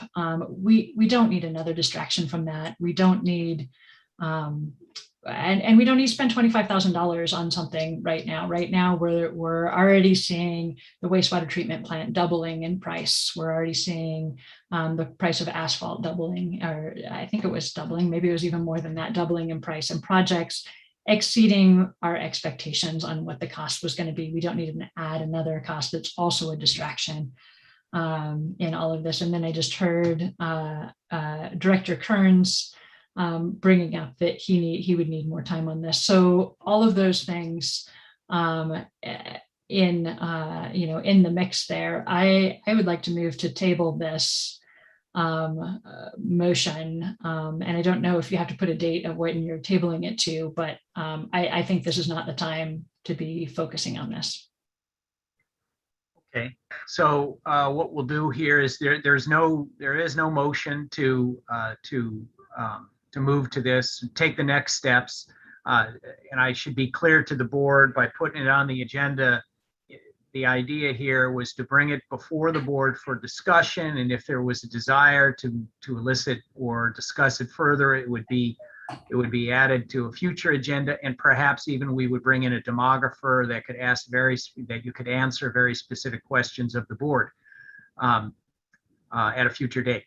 However, Director Murphy has made a motion to table, and so what that would do is, if it's seconded and approved, is we would just table this, and it would be brought back at whenever it would be brought back for the board for discussion at a future meeting. It doesn't need a timeline, but it would just simply end discussion on this item. So Director Murphy has made a motion to table this and move it to a future agenda.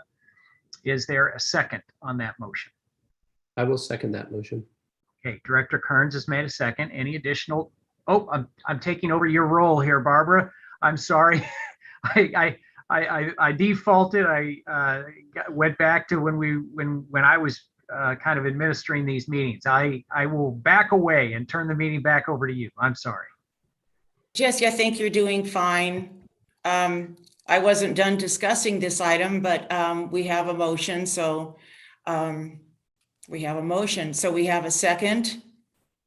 Let's see. So Melissa, you would call for the roll. Well, let's see if there's any public comment or any additional board comment once we receive the second. Go ahead. I'm sorry. Go ahead. No, you go ahead. Okay. Any additional board comment before the board votes that's been moved and seconded?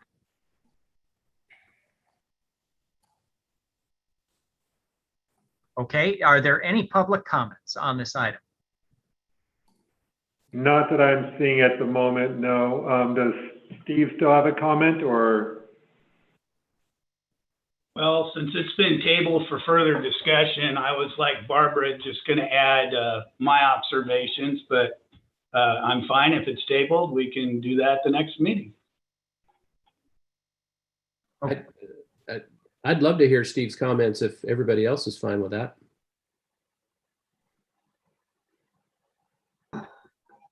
Barbara, you want to lead? Oh. Barbara, your hand is continually going up. Yeah, because I have no button for my hand. Steve, please go ahead, and then I'll comment after you, and then we will, we haven't tabled it. We are in discussion and the vote has not been taken yet to table. So go ahead, please. Great discussion. Steve Sheffield, your finance director. Directors, I share for the purpose of your consideration, your benefit. I'm here as a member of the executive management team. I've been around here a number of years, not as many as our other managers here, but this topic has come up before on at least several occasions, as Dawn mentioned in there. And so I just wanted to share with you a couple of my observations. There's been great discussion here. And, first and foremost, the biggest concerns we've had in the past with this issue, and that I continue to have, I was rather surprised to see it on the agenda, but I understand, from my perspective, I tend to look at things from a perspective of benefits, risk, and cost.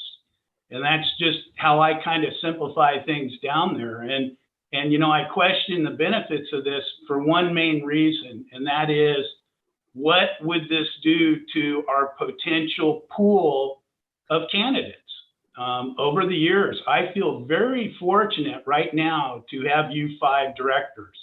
I feel you each have unique input, you have unique experience, we all have our own agendas and that sort of thing, but Barbara and Ron, you've seen some of these boards in the past and who we've gotten. And my real fear if we go to districting is what happens if no one runs? Now, I was surprised to hear Jesse say you do not have to be a resident in your district. That was not my concern, my understanding. In the past, we've had directors who moved out of Tuolumne County and stepped down from the directorship. I just feel if we were to divide it up, I don't think it can follow exactly what the board does, because one of the boards, isn't that mainly Groveland in that area? So Groveland wouldn't be part of ours, but as it stands right now, we have an oddball group of people typically running. And if we were divided up to 5, what happens if we don't have anybody from Jamestown? I'm assuming, like right now, if a board member leaves, if you all don't have a substitute, then the county appoints that person.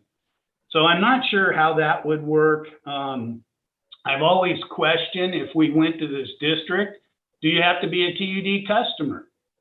If you're representing your district right now, you do not. You just have to reside in Tuolumne County, it's my understanding. So I understand the ideas of representation and risk of litigation. Those are important things, but ultimately, for the benefit of our customers, our community, and our district, I think the best qualified, the best interested directors we can get is what we want, regardless of where they live. And as a longtime resident of this community, I've always found it kind of offensive that a board of supervisor puts his neighborhood ahead of mine. I just think that's wrong, and I don't agree with it.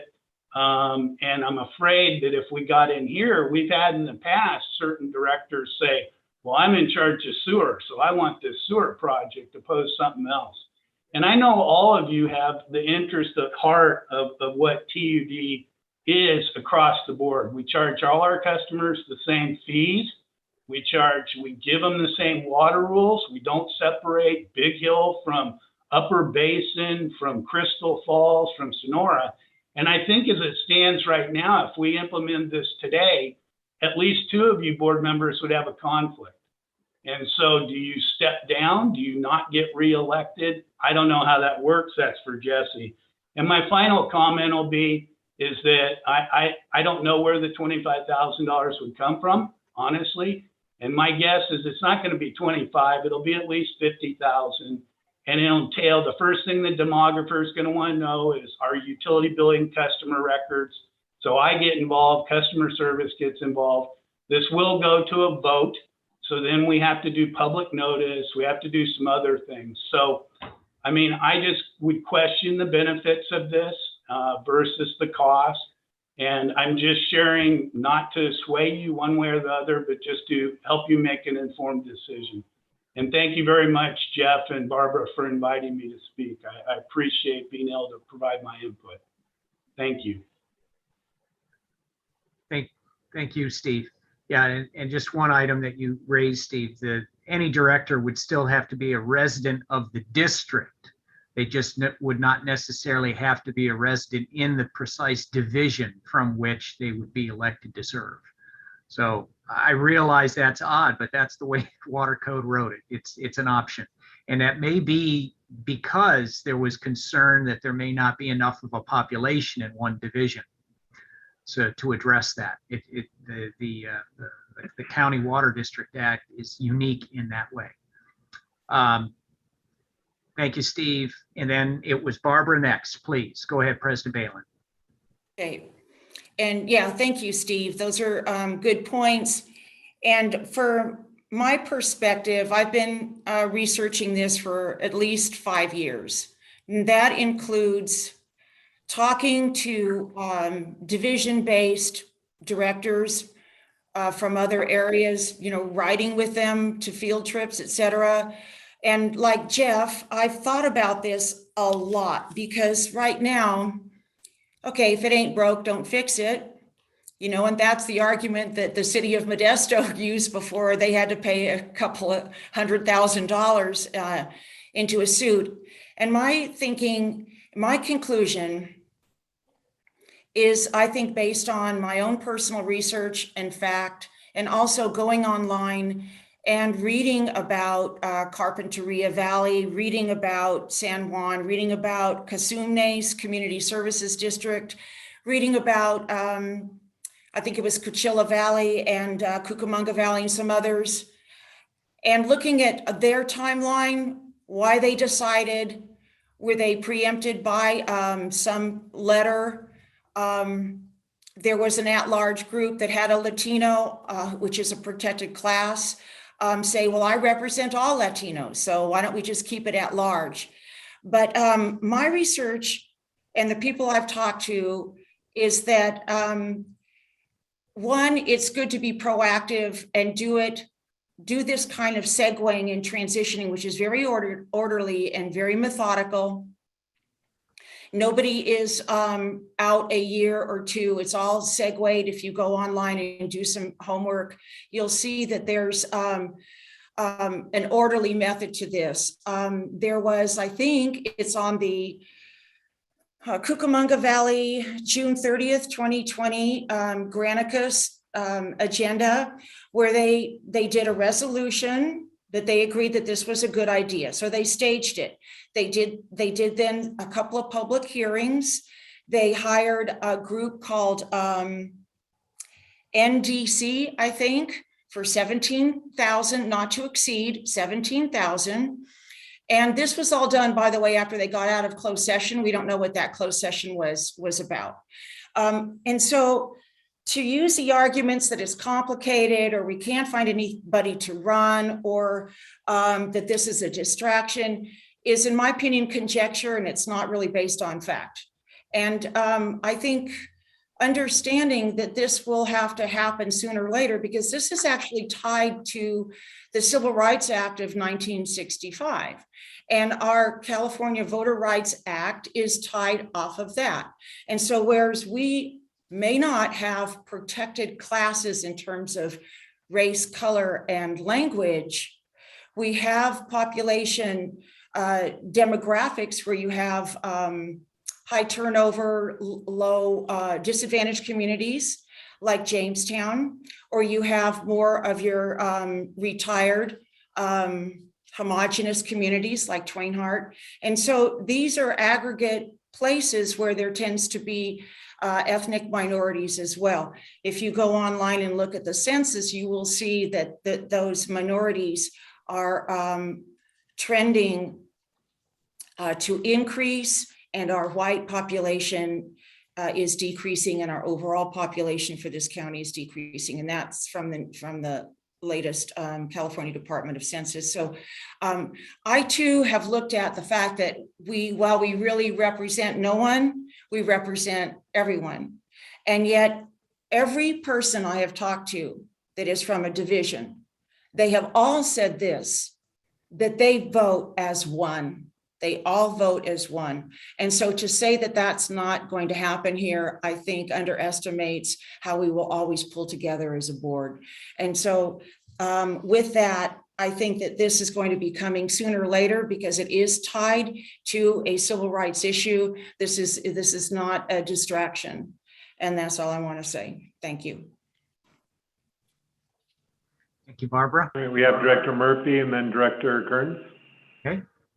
Yeah, and I just push back on that I think in this county, it is, the reason we haven't seen a suit against that is because it isn't directly tied to a civil rights issue in this county. Carpinteria, very different situation, you know, though all the ones that Director Balin mentioned have gentrification issues and things like that. I don't think from areas that were primarily Latino moving to be more white. But I did work for the census last year, so that's kind of interesting. I do, it's not conjecture to say this is going to take time and energy. And I think that Steve Sheffield brought that up as well, that it will take staff time. It will take notices out to the public. It will take an election, all of that stuff, as we all know. We've all been involved in elections. We've all been involved in public processes, and those things take time. They take energy. They take focus. And I'm going to say again, you guys all know what our big projects are right now. I listed them earlier in this meeting, but we have serious work to do. And yeah, if I'm asking for a table of this, and the reason I'm asking for a table of, not a dismissal of this, is that I think it's fine to bring this up at a later date. Right now, I don't think it's the time to do it. I think we've got a lot of work on our plates right now, and we have a lot of messaging we need to get out to the public and a lot of education that we need to do so people really understand this watershed, this water district, how it all functions, and really get on the things that we need that have been put off for literally decades in this, and in some of it more than a century, as far as things like getting water rights for our county. And I think our focus needs to be on that. I really think it's discounting things to say this is not going to take time and energy from the staff, from the people on this board, and from the members of public, because they will ultimately be the ones who vote on it. So all of this will take a lot of time and energy, and the $25,000. So anyway, I'd like to get back to the fact that we have a motion on the table, which is to table this, and it already has a second. And I would love to see us not dismiss this, but table it to a future time. Director Kearns. Yeah, I just, Director Murphy made some great points, as did President Balin. I'm certainly not going to argue with either one. Like I said, I truly am squarely in the middle on this. However, it's interesting that that we would jump through these hoops and get this thing done just so we could have people run for districts that don't live in the districts. That's a tough one for me to get over. I don't believe we'd have a problem having people run for the different districts. It's certainly possible that maybe we wouldn't on different occasions, but there seems to be no shortage of any of the local interests here when it comes to supervisors or any other school boards or whatever. We seem to fill those slots and have candidates from all different factions of the county. Again, I need to think about this one a little bit longer and get some more input. Thank you. Thank you, Director Kearns. President Balin. Yeah, just a clarifying question on that, what Director Kearns brought up. Every director I've talked to said that they have lived in their area. I mean, they live there. CCWD, they all live in their respective, from Jenny Lynn up to Dorrington. And so do boards make that a stipulation when they pass something like this? that they live in their constituency, their geographic area? Well, CCWD is a California. Is that a water district or are they a county water district? Do we know how it's organized? Yeah. Authorizing statutes are different, but yes, ultimately you get to choose, Barbara. The water code, as far as TUD is concerned, there is an option. Thank you. Option for what, Jesse? Elections by division or from division. Okay, so what about, could we theoretically put this into our if we decided to go down this path, could we stipulate that candidates would have to live in each division? Yes. Or is that, we could? Yes. Oh, okay, right, that's good to know, thank you. Could we stipulate, because right now you just have to live in the area served by, you just have to live in the voting district, but you don't actually have to be a paying TUD customer to be on the board. Could that be stipulated as well? That I do not know. Because it's another thing that if you're going for representation of people who are affected by this, you can't have people who don't pay the bills making the decisions for the people who pay the bills. My thought is, my general answer to that, Director Murphy, is probably not. It's not a requirement in the water code, I can tell you that.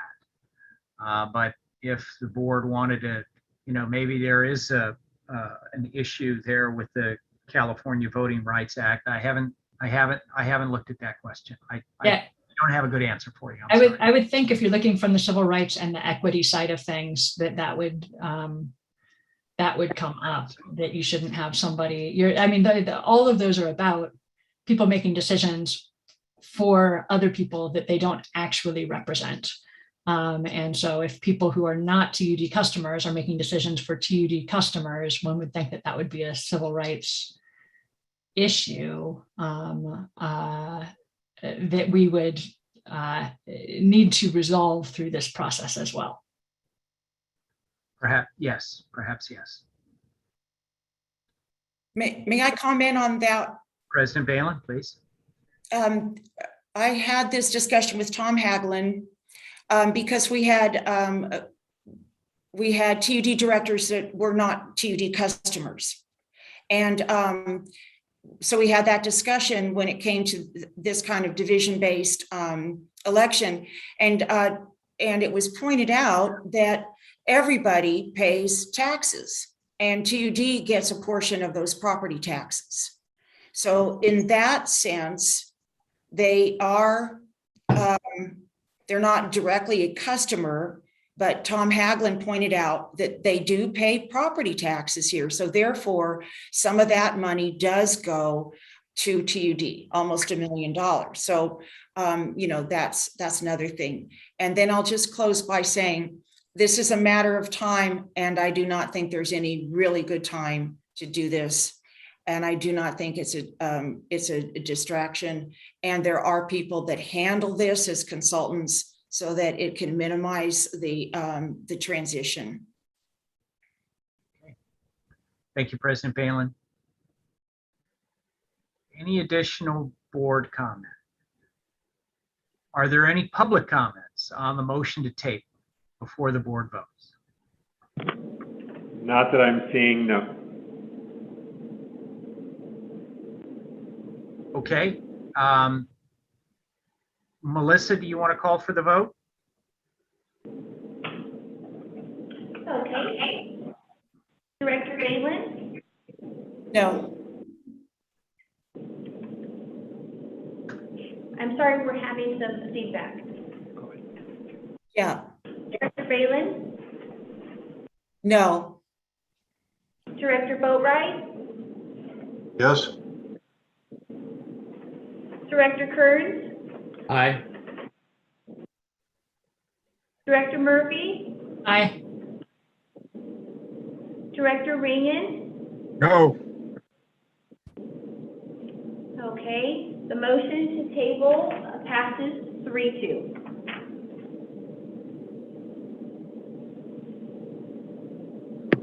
Okay, thank you, Jesse.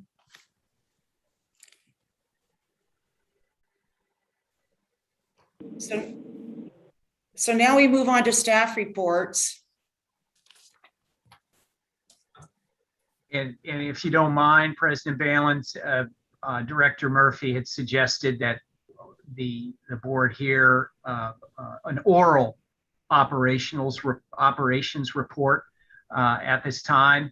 And again, I ask if there's any objections from anybody attending this meeting to having that operational report orally made at this time. Okay, hearing no objections. Rich, Don indicated that you'd be the person making the operations report. So please, Rich, if you may. You know, Jesse, maybe I'll jump in here for Rich. He's probably feeling a little bit put on the spot, so to speak. But All right, I think I'll lead off with this. Director Murphy seemed to have some specific questions that she'd like answered, asked for us to answer. So if Director Murphy would like to lead off with some questions, that'd be great. Mr. Perkins, thank you so much for the opportunity. I think that the questions I've been being asked is kind of what are the lake levels? What are the lake levels currently, and how does that impact the quality of water and the taste and smell of water that's getting delivered during these times? Also, things that I've heard about, people were looking at the quartz reservoir numbers and seeing that, and I know that Director Ringen has brought it up in previous meetings of just how is this affecting the ranchers that receive this, the water outflow from quartz reservoir. So I think those are two of the big things. And just then, I know that you guys are always looking at what the forecast is for the future. And that's a little bit like looking into a crystal ball. But just kind of, you guys are making plans based off of some assumptions. And if you guys could just clarify a little bit of where we're at on things, because there's in the report, it talks about the agreement on the reservoir levels for Pinecrest, and that we're asking for a change on that. And I think people want to know what that'll look like and how that'll affect things. Right, great. I think I'll lead off with your second question, concern about quartz reservoir level, and I did ask Glenn to join us because I had a suspicion you wanted to talk about that. And he can talk about Pinecrest and Lions and our storage or supply and the complexities of that. But with quartz, currently, you know, we're sitting at about 10% capacity, which is quite low, as is all of the reservoirs around the state of California due to this drought. The operations staff down there began doing some water cycling in certain zones off, certain zones on, intermittently the last couple of weeks, I believe. And that's pretty much mutually agreed upon between the reclamation users to begin that process to stretch this remaining water supply out as far as we can. I wish I could tell you or give you some exact date of when we're going to be able to turn off or run out of water and suspend all reclamation. But, you know, that's, like you said, it's looking into a crystal ball, which is kind of cloudy. And then we had this cool weather last week, which was a blessing in disguise for all of us. So, you know, we're going to try to target for, you know, another month out there, you know, September 15th, hopefully, and maybe get a little bit beyond that if it's at all possible. It all depends on temperature, heat, usage. I can tell you that we're bringing in some of our well water that's been out of service for many years. We try to introduce that into the system just to help, but, you know, it's minimal. Was that enough on that? Go ahead, Director Murphy. Can you explain the well water piece? Yeah, so, you know, all over the years, you know, when we inherited one system or another, many of them came with groundwater wells, right? Some of those systems were well water systems only, and some of those were a blend of well water and surface water to kind of offset, you know, and help their systems back in the day. over the years, regulations have changed, water quality has changed, and well water, the makeup of the well water has changed such that sometimes that well water is no longer really used for potable purposes because of the water quality. So in the case of the racetrack well, that's a case in point where it's a pretty good producing well. Traditionally, it can put out a fair amount of water, a safe yield, but the water quality is poor enough that it's just not for potable purposes anymore. It has to be treated or blended to such a degree that it just doesn't make it useful to use. So it would sit idle for many years. Over my 21 years here, it would just sit idle, with the exception of annually we would have to fire the well up, sample it. It's required. You've got to do this annual sampling of this well water. So other than that, it would sit there idle. Well, back in the 2015 drought, we had this idea, in the same similar situation here, that we could flush this well to the sewer, in this case to the sewer system, and it would find its way into the reclamation system in that way. And we've been able to do that with a number of the wells, not too many, but a few of them.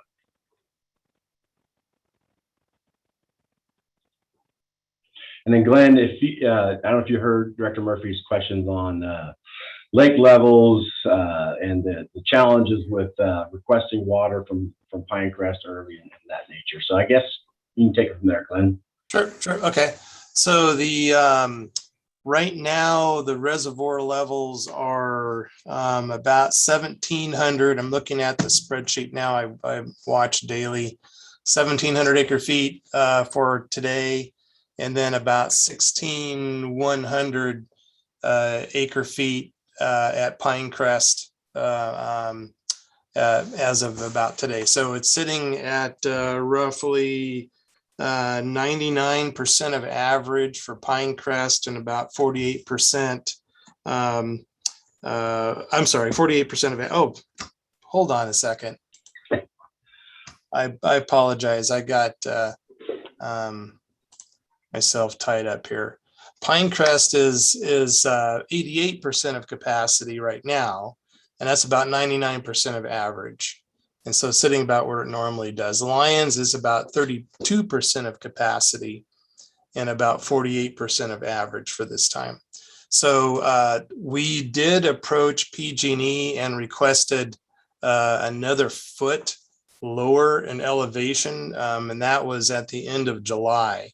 And so because the reservoir levels are definitely lower, it's a hot, dry year with a very early end of spill and a relatively late Labor Day. So in a previous year, we had about end of spill maybe mid-June.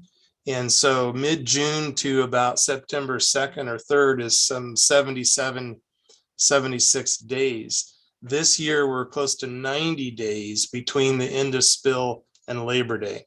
And so the Lyons Reservoir storage capacity just doesn't quite make it that distance in time. So we then need to take a little bit of water from Pinecrest prior to Labor Day. I expect that to be less than 6 inches of elevation. It'll equate to 6 inches of elevation at Pinecrest by the time we get into Labor Day. The water is there, and then we have a large allocation of water, relatively large allocation of water to carry us through the rest of the year to the end of the year until we get new rain and snow happening. So that's kind of the rundown. We do have approval from the Water Board and the Forest Service for Pinecrest to go to 5606, and we're operating as tight as we can to not draft from Pinecrest as much as we can possible. Okay.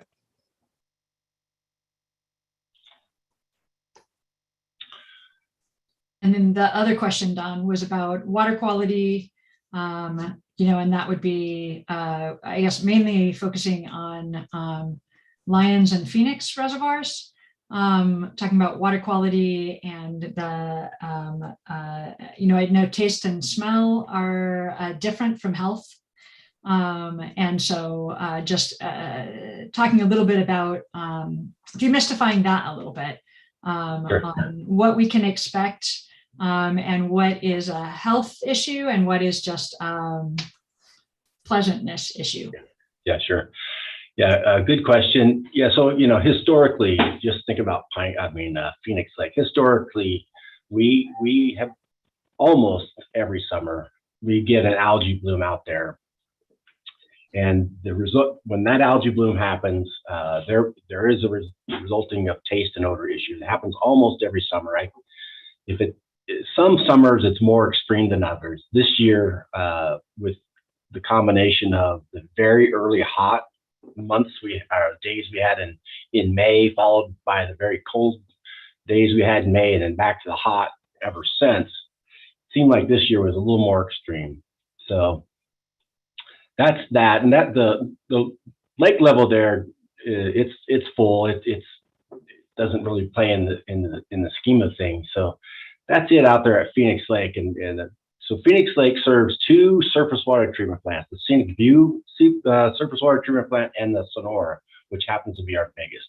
And generally speaking, each summer, those customers will experience these taste and odor issues from Phoenix Lake. Lions Lake now, again, Glenn mentions many times that we have a target level, minimum target level at Lions of 1,500 acre feet. For a couple of reasons. One is, right, that's the storage we have left until we can bring water back down from Pinecrest after Labor Day to get us through to the end of the year until the rain and snows come again. So that's one primary reason. But the secondary reason is if you draft Lions down too low, we fear that the water quality will change, right? We fear that the oxygen levels might drop, the DO might drop.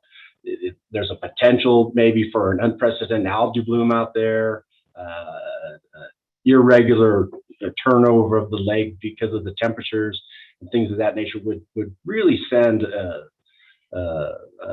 could possibly send a taste and odor issue to customers in the upper basins that don't generally get those sort of, not that it hasn't happened over the years, but they generally don't get it. So that's the worry about maintaining Lions at 1,500 acre feet is desirable, but certainly not less than 1,000 acre feet. And can you just touch one more time on, just because I've gotten a lot of questions about this, and it would just be great to have it out there, which is when you're talking about the algal blooms, how is it that the taste and odor, just the separation of what is a health concern and what is just not what we want to see happening, but it's not a health concern. And so when you have the algal blooms, the fear is that people have is that the water is unhealthy because it smells funny and it tastes funny. Can you explain just kind of a little, because I know you've been the operations manager, of what processes are done kind of with the water that comes out of Phoenix Lake that makes it safe drinking water for us, but that makes it so that the smells and tastes don't get filtered out? Yeah, good question. I hope I can answer this, satisfy this question. So algae blooms, and then they have a relatively short lifespan, right? Pretty soon they consume so much oxygen through their life cycle they just have a massive die-off, and then they decay. Then through the treatment process, if we aren't able to remove all of 100% of those organics out of the water, because that's organic, and then they become in contact with chlorine, that's where the taste and odors get formed. Is the chlorine in contact with the taste and odors, the organics, comes these taste and odor issues. So and those taste and odors are just that. They're considered a secondary contaminant, right? So therefore they're not a primary contaminant, which is a health concern.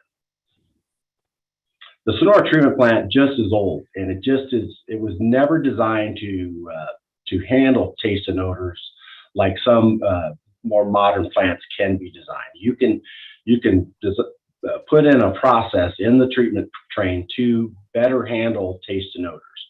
Over the years, decades, even a decade or so before my arrival here, the treatment plant operators have tried one thing after another to limit this taste and odor, and some have been somewhat successful, right? Just changing the chemistry of the coagulants, changing the, we tried to add a different oxidizer many years ago, but lately, the last 15 or so years, we try to put in some granular activated carbon in our filters. That is supposed to be a good way to remove your taste and odors, but for us here at Sonora, at that treatment plant with a small filter size, I suppose, we really struggle to make that a reality. Not for lack of trying, though. So in the plan for the, because I talked about in our previous discussions, I've talked about all the different projects we've got on deck for PG&E, TUD. And two of those are water consolidation projects to consolidate our kind of aging infrastructure into two new, I'm hoping, state-of-the-art water treatment plants. When thinking about, for those of us who are residents of the city of Sonora and are drinking this water and have noticed the changes, and as you said, it's a cyclical thing that happens every summer. We can expect this to not be the only time this happens as we're moving into our future. Is this something that, is something that possibly you guys could deal with the in the planning for the new Sonora water treatment plant? Is that something that we could expect to be a change in the future? Absolutely. Yeah, that's one of the exciting parts about, a new regional Sonora treatment plant is we have a clean slate of land, a good sizable land. We should be able to implement modern technology to better handle taste and odor issues for sure. Yeah, and knowing that the future that we have ahead of us with the longer, hotter, drier summers, it's likely that that's an issue we're going to be. It's not just a this year issue. It's something that's likely to take us into the future. And so I just want to make sure that people understood why it is, that it's not a safety concern, and that also TUD has a plan for the future to really look at that issue and understand that although it may not be a direct health concern, as you said, it's a secondary. It is a high concern of the people who are drinking it. It is a high concern, and I concur. I drink this water every day. I make it an attempt to get some of that Sonora water and drink it every day, so I have an understanding and appreciation what everybody's going through. Yeah, I got mine, but I must say, it's starting to taste a little bit better, and that's typical. It just has that onset that just takes seemingly far too long to get through the system, but we don't generally have two blooms out there. And I was really worried it happened so early in the year that we might have a second one, but it doesn't appear to me that we've had a second bloom. Very good. Thank you for taking the time to address those questions. I really appreciate it. And I think that folks who will be listening to this recording later will appreciate hearing it directly from you guys rather than secondarily from me. You're welcome. And I got to apologize. It was my idea, a couple of months ago to move this operations report to consent because the agendas were so large and the meetings were going so long. I just felt like might be the right thing to do. But I guarantee your Director Ringen would like to see this on the regular agenda. So if I have a couple of thumbs up, we'll get that on the regular agenda and off of consent. There you go. Okay, done. Yeah, I think it's a high concern of all of our ratepayers to hear a little bit about this, or at least know that they have access to it. Sure.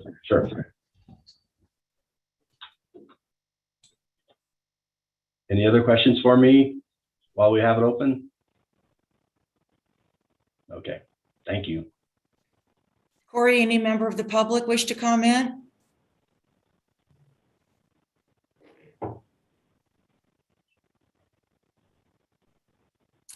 Well, I'll take that as a no.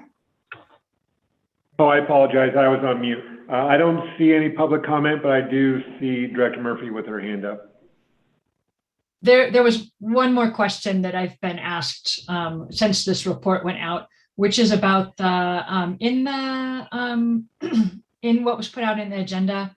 There was mention of loss of water through higher levels of evaporation and seepage on that throughout the ditch system. And I was just curious if that could be addressed too, because the question, it didn't look like there were a bunch of leaks or anything. And it looked like that what it was explained as in the raw water and ditches section was that it was thought to be higher evaporation and higher seepage because of the drought. Glenn, can you chime in there, or do you want me to? Yeah, I can chime in. Compared to past years, let me back up and start. Do we have a direct measurement for the amount of seepage and evaporation off the ditches and the raw water conveyance as a whole? We don't. The way we back in and arrive at that conclusion is based on what we do know and we can measure. And so the water consumption, or that is the water that's being treated all total by the water treatment plants each month, gives us some of the best, most timely information about how much water the customers are consuming and using. And that amount of water is up a little bit. It's up about 6% compared to 2013. I go back to 2013 because that was sort of before we went into the heavy conservation years, 14 and 15, sort of the customer water use behavior. So we're up a little bit from that time. We also have a higher population from that time. And there's other use of water taking place in the area of construction and that sort of thing. So based on that particular water use, we then look at the draft from the river. How much water are we drafting compared to previous years, like last year or another comparable year? And so it is higher than last year, the draft from the river. So the conclusion then is there's a higher evaporation rate, a seepage rate occurring in the total of the conveyance system. So it's not just the TUD owned and operated ditches. It includes water that's lost and evaporates and seeps out of the Tuolumne Main Canal, which TUD does not own and operate. Power Creek, that is a natural creek that flows from the end of the powerhouse to Phoenix Lake, and also Phoenix Lake that has a higher evaporation rate and seepage due to the current environmental conditions. Now I looked at the humidity and temperatures at a local station here, and definitely we have lower humidities and higher temperatures as compared to 2015, which was a critically dry year, and also 2018, which unusually had a high evaporation rate out of the reservoirs I'm familiar with. So we have the environmental conditions are causing higher evaporation and seepage out of the flows in the open conveyance system. And so that's how we arrive at that. The customers are not excessively using water at this point. So I think that's what you're looking for probably.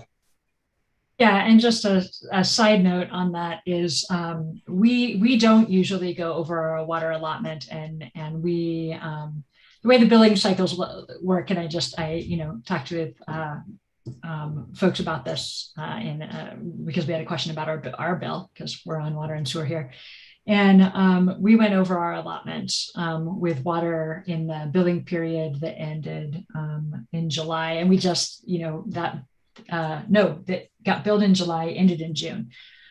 So it was May to June, we went over our allotment, and we just realized it when the automatic pay happened in August. And so we were trying to figure out why that was. And the soil is much drier. And so for we have a drip system, and for our drip system, we have to put it on more frequently to have the plants survive. Because there's less natural water available for them it's with the heat and with the soil moisture. And so I'm thinking that within that, you said 6% of increase at the water treatment plants. We are using drinking water to keep our fruit trees alive and our vegetables alive. And but we did see it took more water to make that happen. And the reason for adding that into the picture is that, again, as we're looking at these longer, hotter, drier summers and more frequent stages of drought, I just think it's something that as a district we should keep in our mind when we're looking at water usage and how much, making predictions for the future of how much our customers are utilizing and what the needs are, water needs are of the county, because I think we're going to see in general, because we're fairly conscientious at our household. And I think if we're seeing that increase in water use, we're going to look at it. We're thinking about taking out one of the fruit trees, and we're thinking about shrinking our garden in half. But I think that it is something that should stay on the minds of this board and the staff of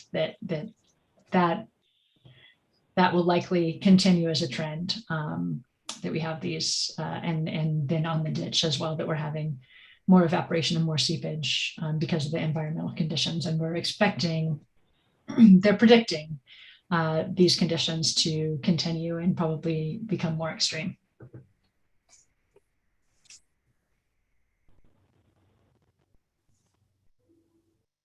I guess, would you guys say that we are keeping that in mind?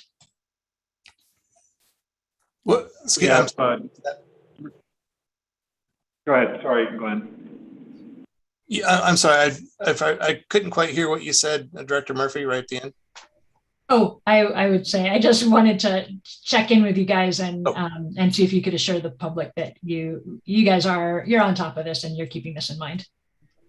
Right. There's a lot of state water use regulations that we're rolling through right now that we will have more and more pressure to be using water more and more efficiently. And in this particular case too, you mentioned the heat. Yeah, it's unusually hot. This was a hot summer, and customer water use will naturally go up, and not just from outside landscaping, but the use of water for swamp coolers and evaporative coolers to maintain just a health and safety cooler existence of being in a house. So those are important. There's lots of legitimate reasons why we're delivering water in hot climates. Thank you. Thank you. All right, we have Director Boatright with his hand up for a comment. Yeah, Glenn, I was just wondering if the evaporation pan station at the Sonora Regional Plant is continuing to give you information or slightly different than some of the other evaporation stations in the region. I haven't looked particularly at the station, but the focus is primarily the flows that we have, and working with Eric Hall and what those flows need to be. And so I can look at those but definitely we're going to have we will see higher evaporation. Both there's a station at New Maloney's we can look, and then at the regional plant we'll look at as well. So I can run some analysis with that. It might be interesting to have a little spot in the operations report as well too, as far as the local evaporation fans. Okay. I just wrote that down, David. We're thinking alike.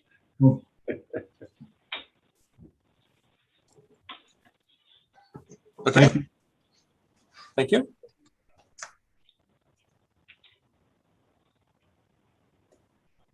Corey, are there any comments? Not that I see, no.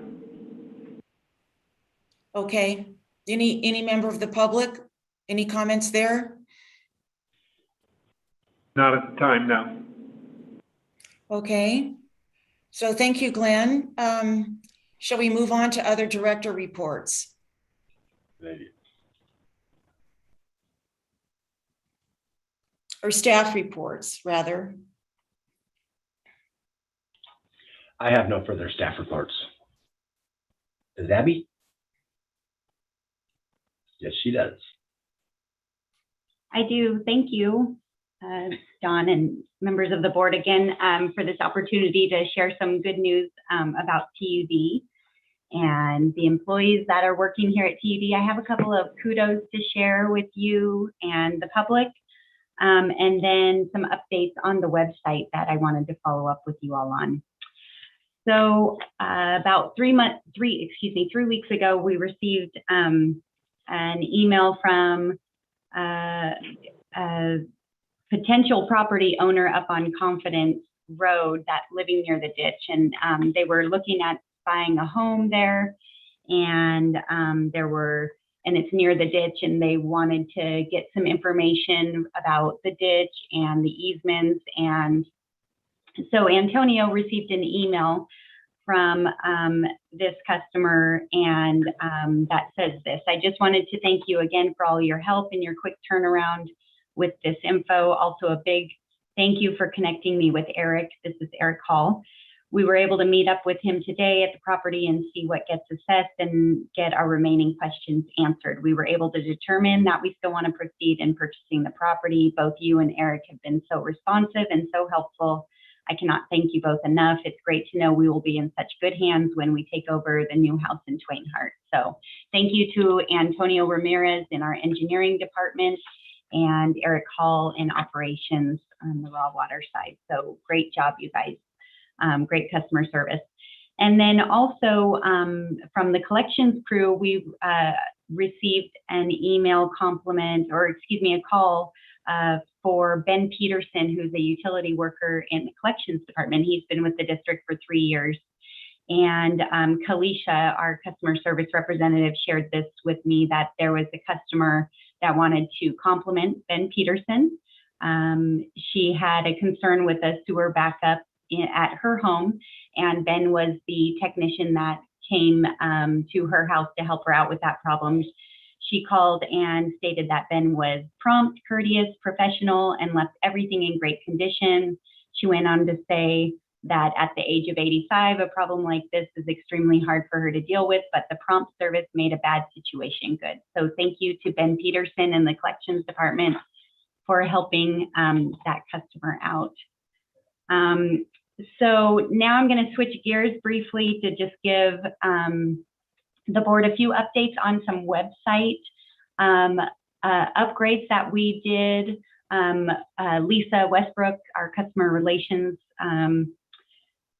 specialist, got these updates done following our HR committee and external relations committee meetings a couple of months ago. We talked about some upgrades to the website. So 3 of those were, one, the committee members asked for a link to some community links. So if you look at the general info tab, you can go to community links and see that there's quite a few links to the ATCA, City of Sonora, Columbia College, Firewise USA, PG&E, Power Safety Shutoff, CAL FIRE, Firewise Communities, and the like. So we have that up there in case, because those are a lot of our community partners. So a lot of what we do in partnership with those other communities as well. And then secondly, under the general info tab is a new photo gallery tab. And so we have quite a few photos on the website. We are continuously building this. It's definitely not done, but if you look under the general info and hit the link for gallery, you can see the photos, and they're in separate sections there for construction, ditch system, Phoenix Lake projects, and Sonora Regional Wastewater right now is what we've got that sectioned out in. And then finally, brand new, under community service, we have a tab that's called How Do I? It's just another way, it's sort of an intuitive way for, depending on what kind of mind we have searching throughout the website, is to see, how do I pay my bill? How do I apply for a job? How do I create an online account? So these are some of the things that we talked about in the committee a couple of months ago that we wanted to share with the board, that this had been completed. So I always invite the board and the members of the public to look at the tudwater.com website, as well as our TUCO, Our Water, Our Future website that has more information on the PG&E acquisition. And we would love to get your feedback or suggestions on how to make those two sites better for the board, better for public, so that you can see what's going on at TUD. And unless I have any questions, that will conclude my report. Thank you. Thank you, Abby. Any questions for Abby?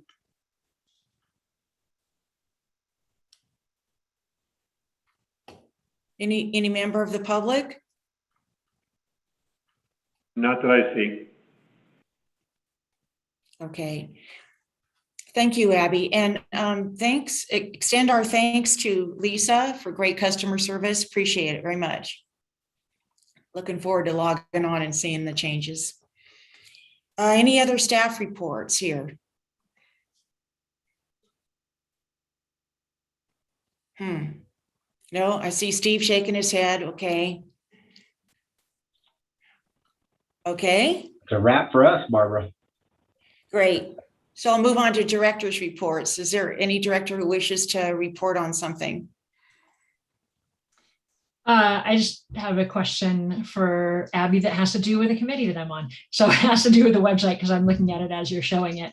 And I was thinking that we had talked about putting on a link to the Master Gardeners because there are so many questions about that we get about landscaping issues with the water. And I don't see that one up there. So maybe I'll shoot an email to Lisa Westbrook. I know we asked for the Firewise and the Fire Safe Council stuff up there. So appreciate that we now have this area, but I think it was decided that the landscaping issues could maybe go to Master Gardeners, but maybe I'll shoot an email on that one. But yeah, I'm happy to share that feedback as well. And I do remember us talking about that, and you're right, it is not up there. So I will talk with Lisa and we'll get that link up there. Awesome. Thanks so much. Appreciate it. Thanks for all the great work. You're welcome. Thank you. And just a big thank you to all of you guys who presented on the water report. I really appreciate that. And I think that the folks that are going to access that later will really appreciate having those questions answered and just feeling that you guys are staying up on top of things and just getting that information out to the public. So I really, really appreciate that. Thanks so much. And thanks, Don, for committing to put that into the regular agenda from here on out. You're welcome. Director Boatwright has his hand up for a comment. Actually, I don't have a comment. Jesse, I was wondering if you could contact me later. I have an offline question on an email I received. Of course. It shouldn't take more than 2 minutes. Be much. Sure. Thank you. Yep.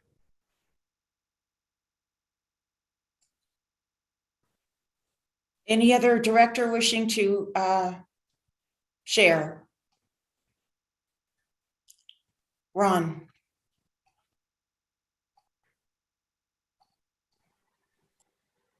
Okay. On 8/9, I attended the Tuolumne County LAFCO meeting, and I got several things to say about this.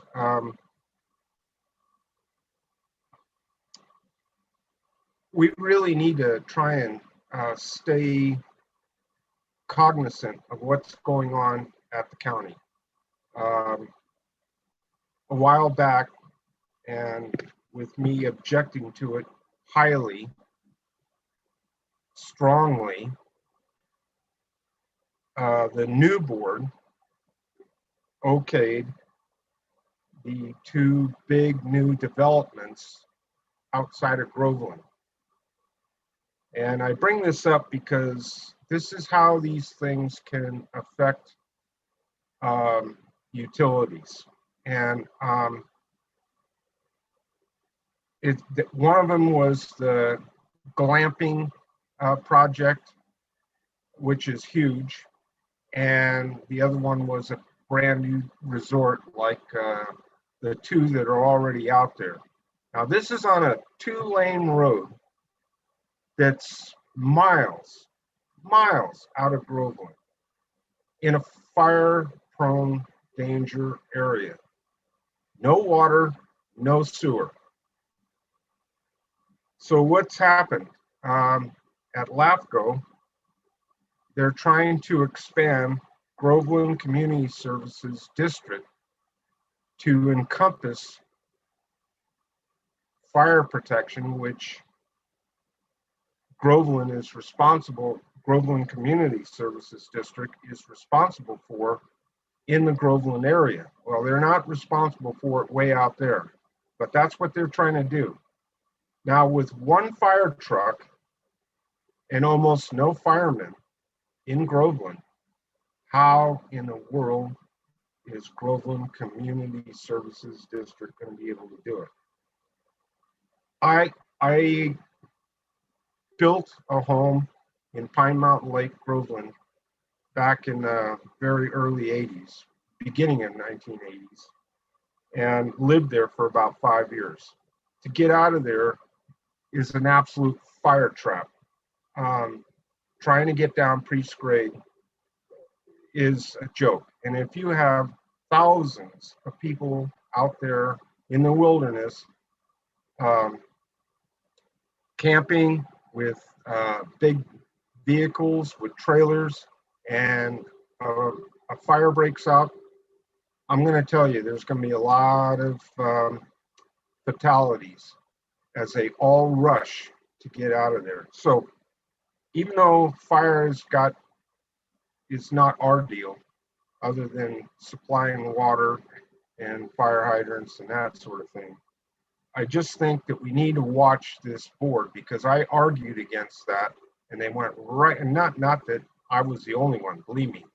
The projects got sued and I don't know where it's all going to go, but we need to watch what's going on down there at number 2 Green Street, because if we don't, there's probably going to be something that's going to come down our way. So believe me, I'm going to every LAFCO meeting, and I do watch the Board of Supervisors, and we got to really make sure that we don't become a victim of their poor decisions, because it's all about